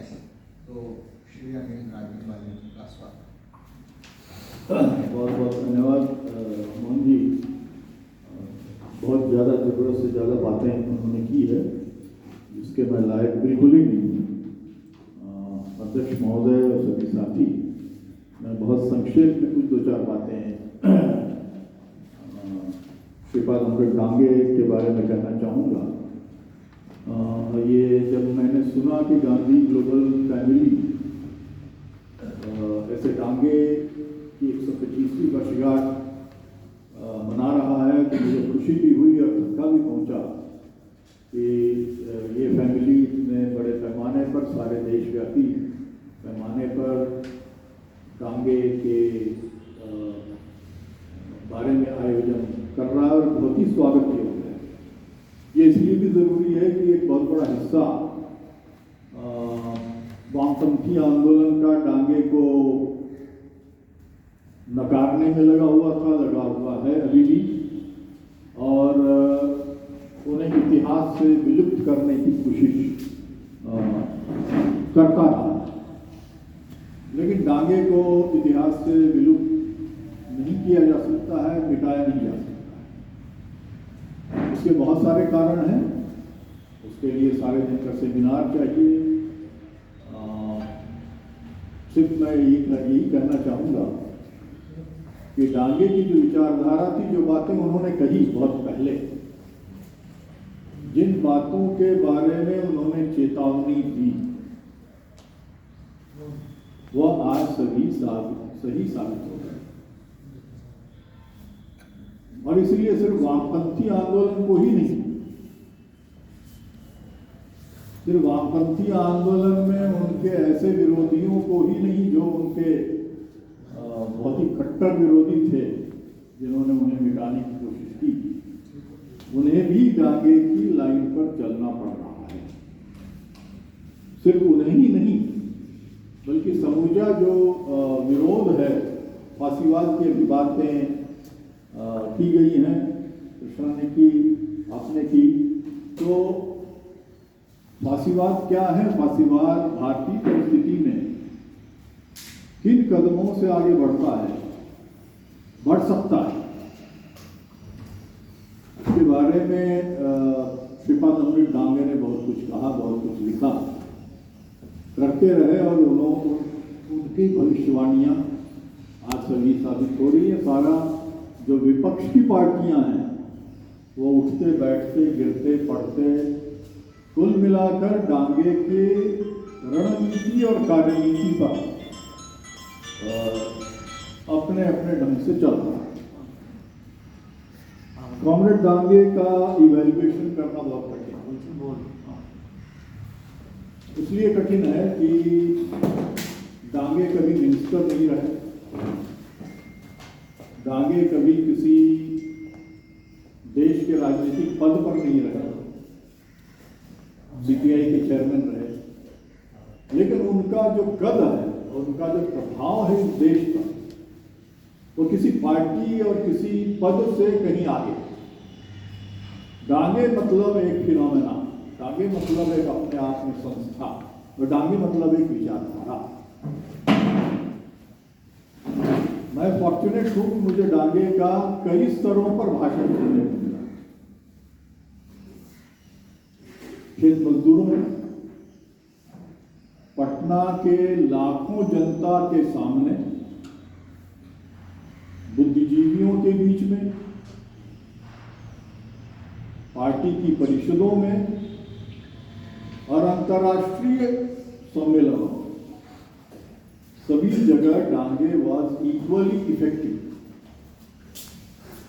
सिर्फ डांगे का नाम सुनकर जनता, बुद्धिजीवी, गरीब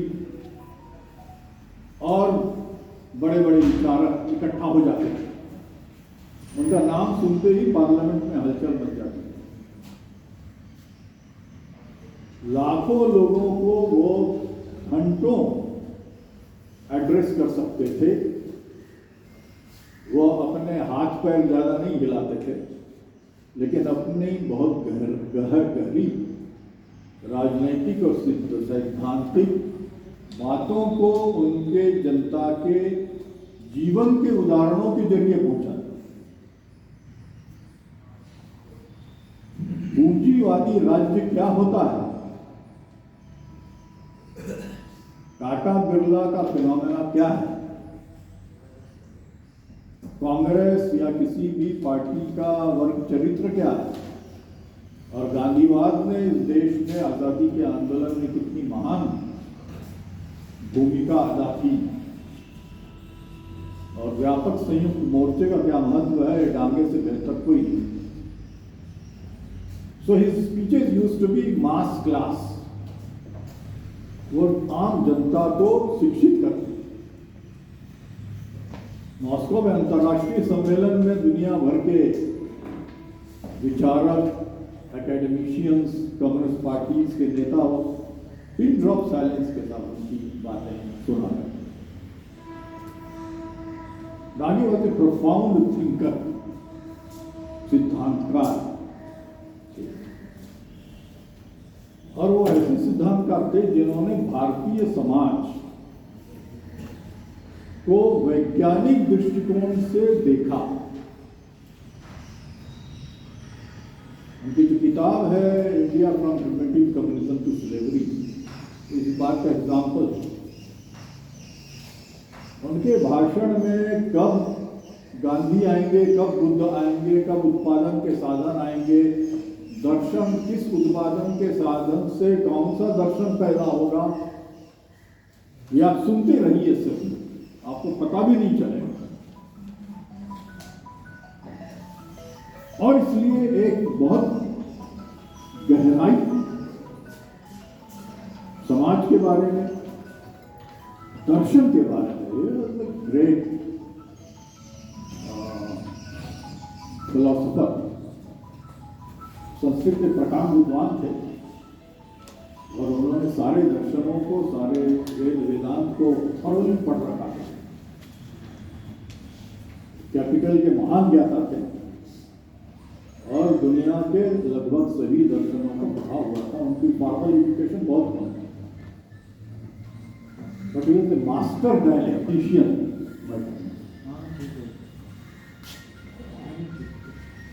वे कभी मिनिस्टर नहीं रहे, मैंने कहा, लेकिन मैं समझता हूं कि स्वतंत्र भारत के राजनीतिक और आर्थिक नीतियों को निर्धारित करने में कॉमरेड डांगे की बहुत बड़ी भूमिका है। उनका कद शारीरिक तो बहुत छोटा था, जैसे कि रहने का, लेकिन उनका राजनीतिक कद बहुत ऊंचा था। नेहरू और गांधी के बराबर, सुभाष बोस के बराबर थे। इंडिया का की ऑयल इंडस्ट्री बनाने में कॉमरेड डांगे की बहुत बड़ी। कॉमरेड डांगे ने यज्ञदत्त शर्मा के साथ मिलकर पोलैंड, रोमानिया और रशिया के ऑयल इंडस्ट्री का स्टडी किया, उसका ब्लूप्रिंट दिया नेहरू को। तो इंडिया की इंडस्ट्री एक कॉलोनियल, एक औपनिवेशिक गुलाम पिछड़े देश में उद्योग कैसे बनना चाहिए, ये डांगे से ज्यादा बेहतर कोई नहीं था।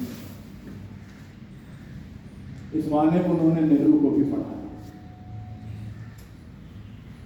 नेशनलाइजेशन, राष्ट्रीयकरण एक औजार के रूप में देश के विकास के साथ, ये सबसे पहले डांगे ने समझा और लगातार इसके लिए संघर्ष किया।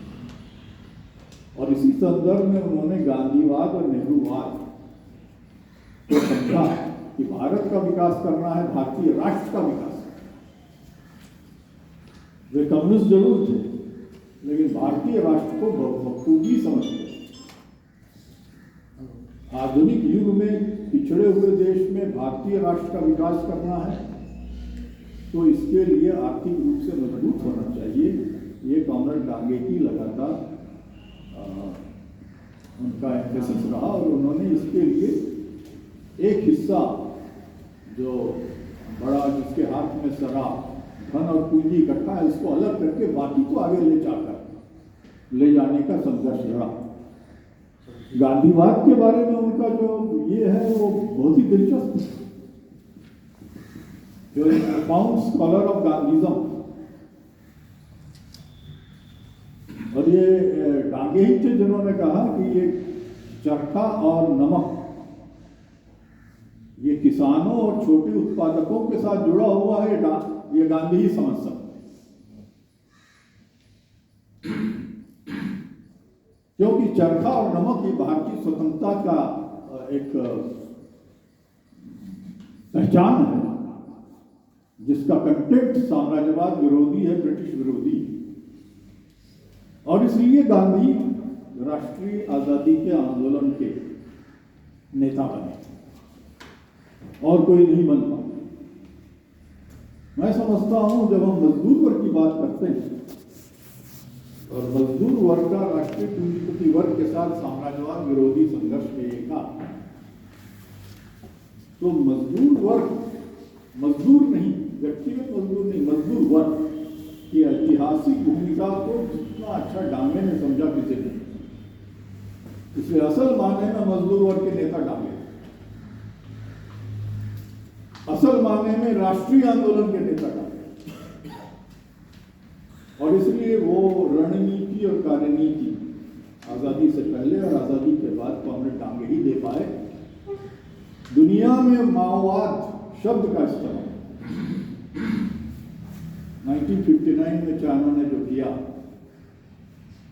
तो माओवाद और माओवादी अंधराष्ट्रवाद के खिलाफ डांगे ने सबसे पहले लिखा और भारतीय राष्ट्र को और राज्य को चेतावनी दी थी कि इस खतरे से बचो। और इसलिए राष्ट्रीय स्वतंत्रता, एक राष्ट्रवादी चेतना, और उस संदर्भ में गांधी और नेहरू के योगदान को भारतीय मानस में मिलाने और एकाकार करने का काम डांगे। बहुआयामी, बहुविविध उनका क्षेत्र था, भाषा, संस्कृति, वर्ग, जाति। मार्क्स के बाद जाति का विश्लेषण डाले और मैं समझता हूं कि कई मायने में वो मार्क्स के काफी प्रोफाउंड थ्योरेटिशियन, और उनको बेहतर अगर वातावरण मिलता तो मार्क्स, एंगल्स, लेनिन के बराबर उनको गिना जा सकता था, गिना जाना चाहिए कई मानों में, अगर सभी मानों में नहीं। और इसलिए साथियों मैं समझता हूं वो समय से काफी आगे है। जब माओवाद का उन्होंने आलोचना की तो सभी ने उनकी आलोचना की। 20 साल के बाद बाकी सभी ने वही बातें करना शुरू किया जो डांगे ने। ऐसा कई मौकों पर हुआ और इसीलिए समय समय पर उन्हें आंदोलन से अलग होना पड़ा या किया गया। जो अपने समय से काफी आगे सोचता है उसके साथ अक्सर ऐसे वैज्ञानिकों, ऐसे विचारकों के साथ होता है। भाषा, शास्त्र और संस्कृति, दर्शन, राजनीति, इन सब में जो उनका जो अध्ययन था वो अद्वितीय था, असाधारण था। और इसीलिए हमें बहुत कुछ हमारे आंदोलन को, गांधीवादी आंदोलन को, गांधी ग्लोबल फैमिली को श्रेय जाता है। इसे फैलाने का हमें बहुत कुछ सीखना है और इस सीख को बुद्धिजीवियों के बीच, सभी प्रकार के विचारों के बीच, डांगे अपने विचार कभी नहीं थोपते थे, डांगे विचार विमर्श में विश्वास पसंद करते थे, विचारों के आदान प्रदान करते थे, और वास्तव में जनवादी प्रजातांत्रिक थे। गांधीवाद, गांधी जी भी विचार विमर्श में विश्वास करते थे। कम्युनिस्टों के साथ उनकी लंबी दोस्ती थी, विचारों का आदान प्रदान हुआ, और गांधी जी अपने विचारों को कई बार उसमें जो गलतियां होती थी उसे स्वीकार भी करते, दांगे भी करते। ये सच्चे मानवतावादी, सच्चे राष्ट्रवादी, सच्चे जनतांत्रिक व्यक्तित्व का उदाहरण है। और इसे 125वीं वर्षगांठ के अवसर पर समूचे वर्ष में इसका प्रचार करना चाहिए, मीटिंग्स करनी चाहिए, विचार विमर्श करना चाहिए, ताकि डांगे और उनके साहित्य के बारे में और उनसे जुड़े हुए गांधी और उनके साहित्य के बारे में हमें, खास करके मुझे ज़्यादा से ज़्यादा ज्ञान हो, जानकारी हो। इन्हीं शब्दों के साथ मैं आशा करता हूँ कि यह आंदोलन सफल हो। बहुत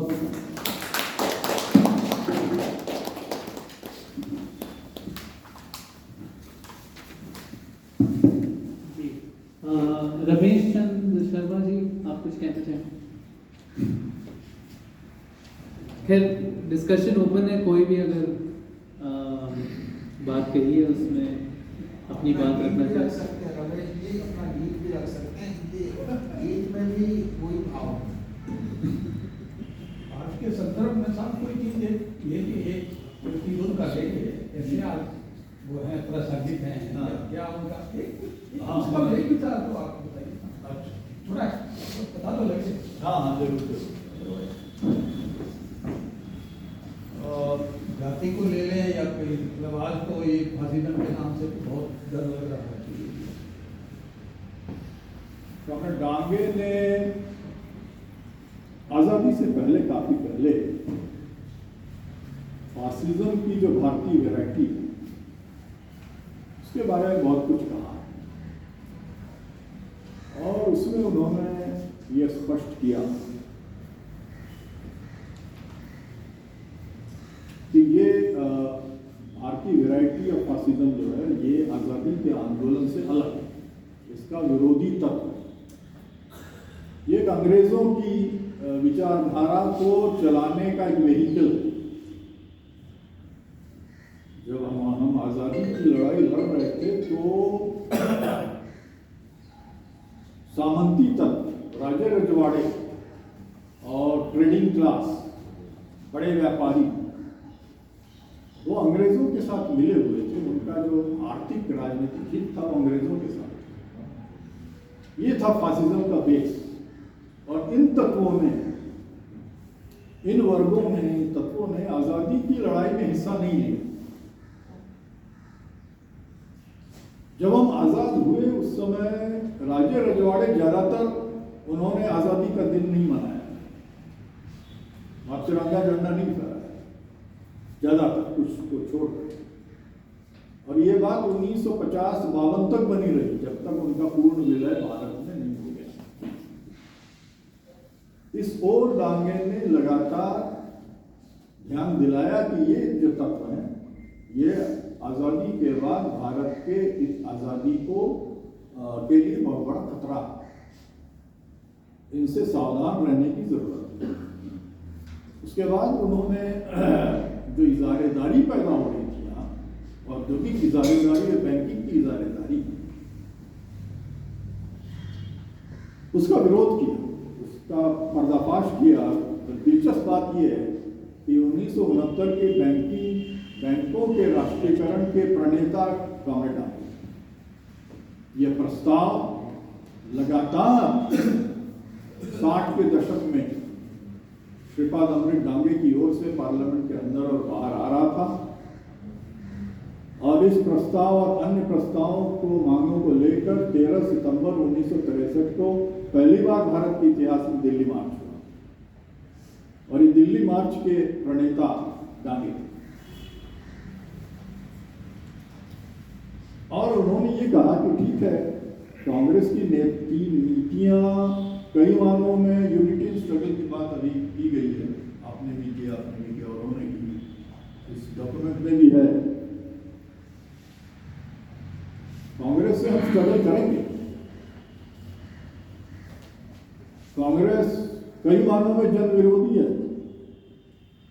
कांग्रेस के नेताओं से उनकी लड़ाई होती रही पार्लियामेंट के अंदर और बाहर, और कांग्रेस के वर्ग चरित्र को सबसे ज्यादा डांगे ने ही एक्सपोज किया। और ये भी बात गलत है कि इमरजेंसी का उन्होंने समर्थन किया, नहीं, उन्होंने विरोध किया। बाद में उन्होंने कहा था कि ये हथियार भी हो सकता है फासिज्म से लड़ने का। जब लगाई गई थी इमरजेंसी तो उन्होंने विरोध किया, दूसरों ने उन्हें फोर्स किया, वो अलग बात है। लेकिन कांग्रेस को हटा करके कांग्रेस को किस समय हटाना है, इसके बारे में हमेशा खबरदार उन्होंने किया। कांग्रेस को हटाकर अगर डेमोक्रेटिक शक्तियां सत्ता में आती है तो ठीक है, लेकिन कांग्रेस को हटाकर जनता के भावनाओं का गलत इस्तेमाल, गुस्से का इस्तेमाल करके दक्षिणपंथी शक्तियां आती तो अभी कांग्रेस को नहीं हटाना है। Unity and strength. और इसलिए कांग्रेस के हटने के बाद ये दक्षिणपंथी शक्तियां जो आज हैं, ये आ जाएंगी। इनका इसके बारे में लगातार चेतावनी सबसे पहले डांगे ने किया और देते रहे। और इसलिए कांग्रेस के जो मासेस हैं, कांग्रेस के पीछे चलने वाले जो लोग हैं करोड़ों, कांग्रेस के निचले स्तर के जो नेता हैं, जो गांधीवादी हैं, गांधीवादी आंदोलन है कांग्रेस के अंदर और बाहर का, उसके साथ संयुक्त मोर्चा बनाने पर लगातार उन्होंने जोर दिया। उन्होंने भारत में राष्ट्रीय जनवादी क्रांति और राष्ट्रीय जनवादी परिवर्तन के सबसे बड़े प्रणेता गांधी। तो उन्होंने जो भविष्यवाणियां की उस समय, जिस बात के बारे में खतरा, जिस खतरे के बारे में आगाह किया हमें, वो आज 2014 के बाद से पहले सही साबित हो रहा है। इसकी से बहुत पहले डांगे ने देखा, और इसलिए देखा कि उन्होंने एक वर्गीय विश्लेषण हमारे अर्थव्यवस्था का, हमारे राजनीति का, किसी से व्यक्तिगत उनकी लड़ाई, आरएसएस वालों के साथ उनको व्यक्तिगत लड़ाई नहीं, उनका आदान प्रदान विचारों का होता, लेकिन वर्ग इनके पीछे कौन, के पीछे कौन से वर्गीय टकराव हो रहे हैं। इजारेदारियों का सकेंद्रण धन और पूंजी का हो रहा है, ये देश के लिए खतरा है, सत्ता के लिए, राजव्यवस्था के लिए। इसका सबसे अधिक विश्लेषण डांगे ने, और इसलिए वो इस नतीजे पर पहुंचे कि नेशनलाइजेशन बैंकों का ये बहुत जरूरी अंग है। अगर ये टाटा बिरलास के हाथ में रहता है तो हमारी सत्ता के लिए, आज हम देख रहे हैं अडानी और अंबानी किस तरह से हमारी पूरी राजनीति और आर्थिकता को, अर्थव्यवस्था पर कब्जा करते जा रहे हैं, और साथ ही दक्षिणपंथी शक्तियों को उससे शक्ति मिल रही है, उससे प्रेरणा मिल रही है। तो ये एक उदाहरण है। इसके अलावा जाति के बारे में जो उन्होंने कहा, बहुत सारी चीज़ कही है जिन्हें हमें जानने की आवश्यकता है। बहुत बहुत धन्यवाद।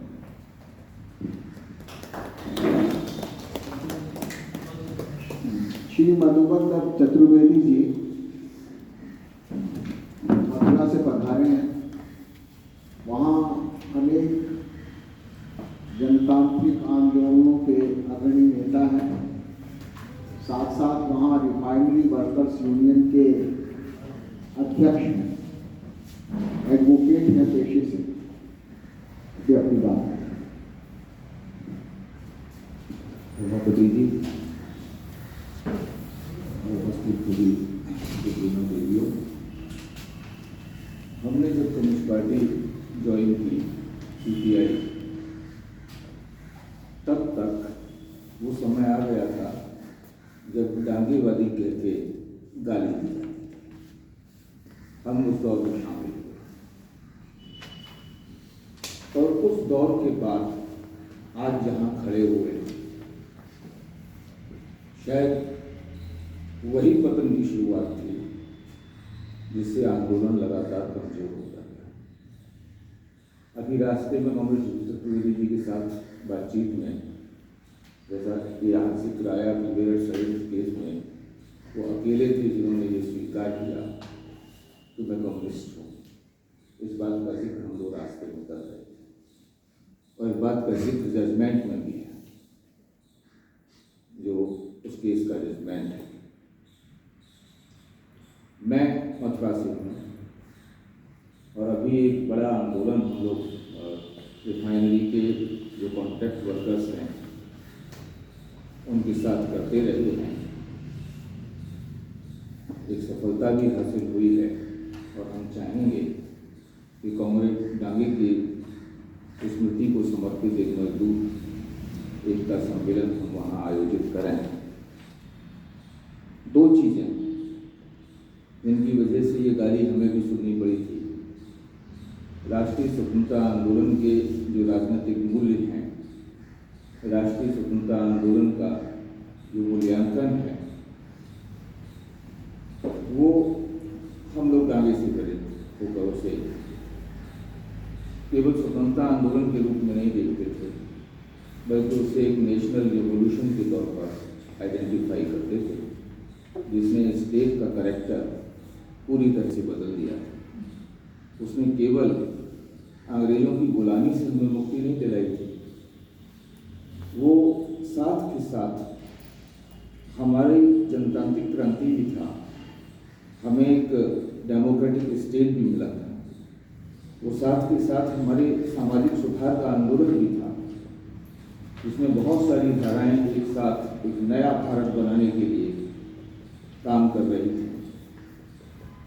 समाज सुधार के भी आंदोलन, राजतंत्र के खिलाफ का वो आंदोलन, ब्रिटिश गुलामी के खिलाफ का वो आंदोलन दीर्घ काल तक चली। वो ऐसी विलक्षण राष्ट्रीय क्रांति थी जिसके सुफल के तौर पर हम अपने इस रिपब्लिक को ऑर्गेनाइज कर पाए, अपने एग्जिस्टेंस में ले पाए। ये माना कि मजदूर वर्ग की निगाह से वो सब कुछ हासिल नहीं था जो मजदूर वर्ग हासिल करना चाहता है या जो हमारे लक्ष्य हैं, लेकिन हमने जो कुछ पाया राष्ट्रपिता महात्मा गांधी जी के नेतृत्व में वो बहुत ही मूल्यवान है। मजदूर वर्ग के लिए भी बहुत मूल्यवान है, जनता के लिए बहुत मूल्यवान है। उसकी हिफाजत बहुत ज़रूरी है और उसे चुनौतियां कहाँ कहाँ से हैं, इन चीज़ों को समझने में कॉमरेड डांगे के वर्क ने हमें रोशनी दी थी और उस रोशनी की वजह से शायद वो गाली भी सुनने को मिला करती थी डांगे वाली। लेकिन आज पूरा कम्युनिस्ट आंदोलन, मेन स्ट्रीम कम्युनिस्ट मूवमेंट, चाहे CPI-M हो, CPI-ML हो या और दूसरे छोटे छोटे ग्रुप्स, वो ये समझते हैं कि किस तरह फासिज्म से मुकाबले के लिए एक बड़े जनतांत्रिक गठबंधन की आवश्यकता है, किस तरह मजदूर वर्ग को अपनी भूमिका अदा करनी है उसमें। और यहाँ जाकर इतने सालों बाद हम समझते हैं कि वो जो गाली थी वो हमारा आभूषण थी और वही वो रास्ता था जिस पर अगर हम टिके रहते, क्योंकि हम अगर सीधे सीधे एक अध्ययन को देखते हैं, ये शायद ज़्यादा हो जाएगा मेरा कहना, कि जब से कम्युनिस्ट आंदोलन ने डांगेबाद को गाली कह के प्रयोग करना शुरू किया, अगर कांग्रेस घटी है तो कॉमरेड्स भी घटे। ये इस रिश्ते को समझिए, कैसे वो रिश्ता अगर एकता और संघर्ष का चलता रहता तो हम साथ साथ नहीं घटते, हम दोनों एक साथ घटे। और हम दोनों एक साथ घटे के साथ समाज में कौन बढ़ा? फासिज्म बढ़ा। इसलिए कॉमरेड डांगे को उनके सही अर्थों में समझने का ये मौका है। उनकी 125वीं सालगिरह पूरे देश को ये इस अवसर का प्रयोग करते हुए हम ये बताएं कि हमारी आज़ादी की लड़ाई का स्वरूप क्या था। हमने अपनी उस आज़ादी की लड़ाई, जिसके दो बड़े साझीदार कांग्रेस और कम्युनिस्ट वही थे, और उन्हीं के कंधों पर ये जिम्मेदारी है कि हमने अपने स्वतंत्रता आंदोलन में जिन राजनीतिक मूल्यों का विकास किया उनकी हिफाजत करें। अब स्वतंत्रता आंदोलन को नकारने की जो साजिशें रची जा रही हैं, बिल्कुल शिखर से लेकर और नीचे तक उनके लोग, चाहे हम मोहन भागवत के बयान को देख लें या मंडी से उनकी MP कंगना रानौत के बयानों को देख लें, वो हमारे आज़ादी के नायकों को छोटा करने में लगे हुए हैं, हमारी आज़ादी के आंदोलन को पूरा का पूरा उसके महत्व को कमज़ोर करने में लगे हुए हैं। वो ऐसे नायकों को सामने ला रहे हैं जिनके बारे में साधारण पढ़ा लिखा बच्चा भी कई बार पूछ लेता है, इनने क्या किया था। हमारे यहाँ दीनदयाल उपाध्याय के नाम से न जाने उन्होंने क्या क्या कर दिया है। एक पास में गांव है, वही रिफाइनरी के पास, मथुरा रिफाइनरी के पास पर है, नगला चंद्रभान, वहाँ के वो रहने वाले थे। और हमसे कोई विद्यार्थी पूछे कि उन्होंने क्या किया था तो हम नहीं बता सकते। हेडगेवार के नाम से, गोलवलकर के नाम से योजनाएं, और ये सब चीज़ें तो अलग बात है, ये तो वैचारिक हमले हैं। हम देख रहे हैं पूरी सत्ता के स्वरूप को वो बदले थे। तो जो हासिल किया था उसे बचाना, उससे आगे जाने की भी जिम्मेदारी हमारी है, उसे बचाने की जिम्मेदारी भी हमारी है, और बचाने की चुनौती ज़्यादा बड़ी हो गई है। और ऐसे में कॉमरेड डांगे हमारे लिए बहुत प्रासंगिक हो गए हैं।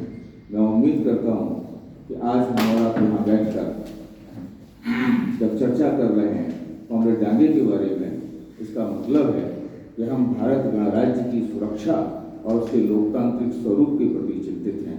धन्यवाद। साथियों, हमारा ये सेशन 1:30 बजे तक चलेगा, यानी कि 10 मिनट और उसके बाद लंच ब्रेक और उसके बाद फिर एक सेशन। हमें इस बात की बड़ी खुशी है कि हमारे बीच हिंदुस्तान के आखिरी मुगल बादशाह बहादुर शाह जफर की great granddaughter in law Shrimati Samina Khan ji की तशरीफ फरमा हुई है। उनका बहुत बहुत स्वागत है। हमारे बीच एक बहुत ही मशहूर मारूफ सिख स्कॉलर, जिन्होंने आज के वातावरण के फासिस्ट चरित्र को अपने हर लेखों, आलेखों और वक्तव्यों में रखने की हमेशा कोशिश की है। सरदार दया सिंह जी भी तशरीफ लाए हैं, हम उनका भी स्वागत करते हैं। संत विनोबा जी के साथ उनकी एक शिष्या के रूप में और निर्मला देशपांडे जी की बहुत ही अनन्य सहयोगी रीना बहन हमारे बीच में आई हैं, उनका भी स्वागत है। हमारी युवा पत्रकार स्वाति मित्तल जी हैं, उनका भी स्वागत है। डॉक्टर रामेश्वर दास जी बहुत अच्छे हिस्टोरियन हैं, उनका भी स्वागत है। श्री धीरेन्द्र झा जी, जो कि अंतर्राष्ट्रीय ख्याति प्राप्त विचारक हैं, वे भी हमारे बीच में हैं। श्री बलबीर सिंह जी गुड़गांव से हैं, और हमारे और साथी CA हैं गोविंद जी, राम कुमार जी, और हमारे बहुत ही इस संयोजन मंडल में सहयोगी दरियाव सिंह जी, ये सब हमारे साथी हैं। हर एक का अलग अलग नाम लेकर तो मैं नहीं रख पाऊँगा। सुजय कुमार जी भी हमारे बीच में हैं। हम सब आपके विचारों से लाभ उठाना चाहेंगे, और हमारे साथ दीपक एलुवालिया जी हैं, उनके साथ दीपक कथूरिया जी हैं, जो गांधी ग्लोबल फैमिली के हमारे हरियाणा प्रांत के कार्यों को देखते हैं। विजेंद्र कसाना जी हैं, अपने आप में विचारक हैं, बहुत विचार की बात रखते हैं, सुप्रीम कोर्ट में एडवोकेट हैं, वो भी हमारे बीच में हैं। ADM नेता बेचुगुरी जी हैं, सब ये हमारे साथी हैं। इन सबको हम अलग अलग किसी भी उससे सुनना चाहेंगे। तो 1:30 बजे यानी कि 5 मिनट बाद हम लंच ब्रेक करेंगे। पर मैं ये जरूर हम अपने इस प्रलोभन को नहीं रोक पा रहे कि हमारे बीच में श्री रमेश चंद्र शर्मा जी आए हैं और हम उनकी बात बिना सुने या उनका गीत बिना सुने रह जाएं, क्योंकि उनकी स्वर में सरस्वती का वास है और विचारों में क्रांति है। आप हमें हमारे प्रति सद्भावना व्यक्त करते हुए एक कोई उम्मीद रखें। तत्पश्चात लंच के लिए ब्रेक करेंगे और हम यहाँ नज़दीक ही अजय भवन है, वहाँ हमने लंच की व्यवस्था की है। व्यावसायिक चीज़ें महापुरी हमारा अच्छा इंतजाम किया है, हम वहाँ लंच करेंगे और फिर अगर जैसी भी स्थिति होगी वापस आना चाहेंगे यहाँ आ जाएंगे, वहाँ बैठना चाहेंगे वहाँ बैठ जाएंगे, कोई दिक्कत नहीं रहेगी। और श्री रमेश जी शर्मा।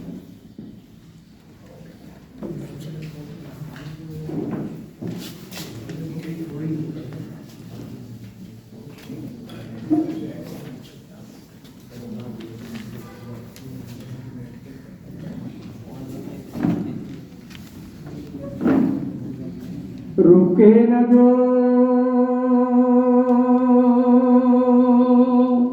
झुके न जो दबे न जो मिटे न जो, हम वो इंकलाब है जुल्म का जवाब है, हर गरीब का शहीद का हम ही तो ख्वाब है। रुके न जो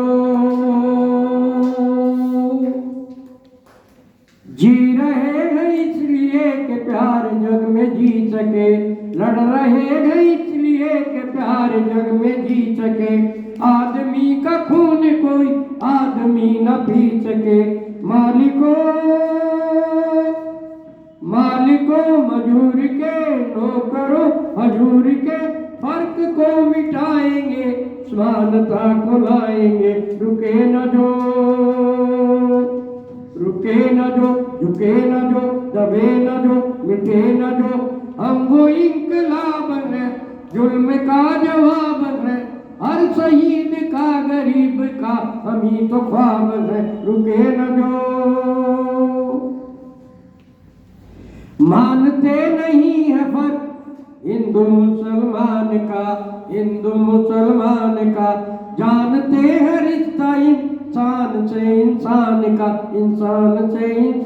का, धर्म के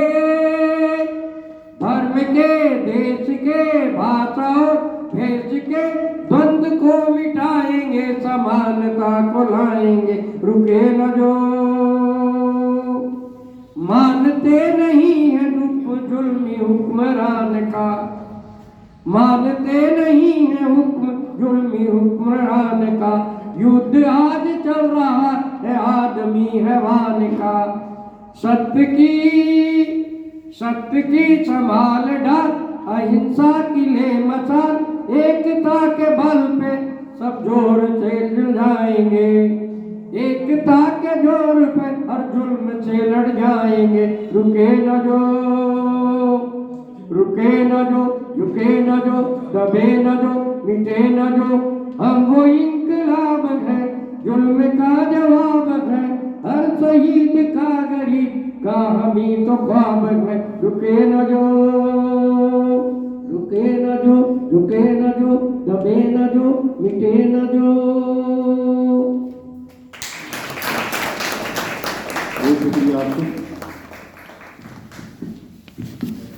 चलिए, तो मेरे ख्याल में ये सत्र हम अभी यहीं रोकते हैं, पर हम चाहेंगे कि हम लंच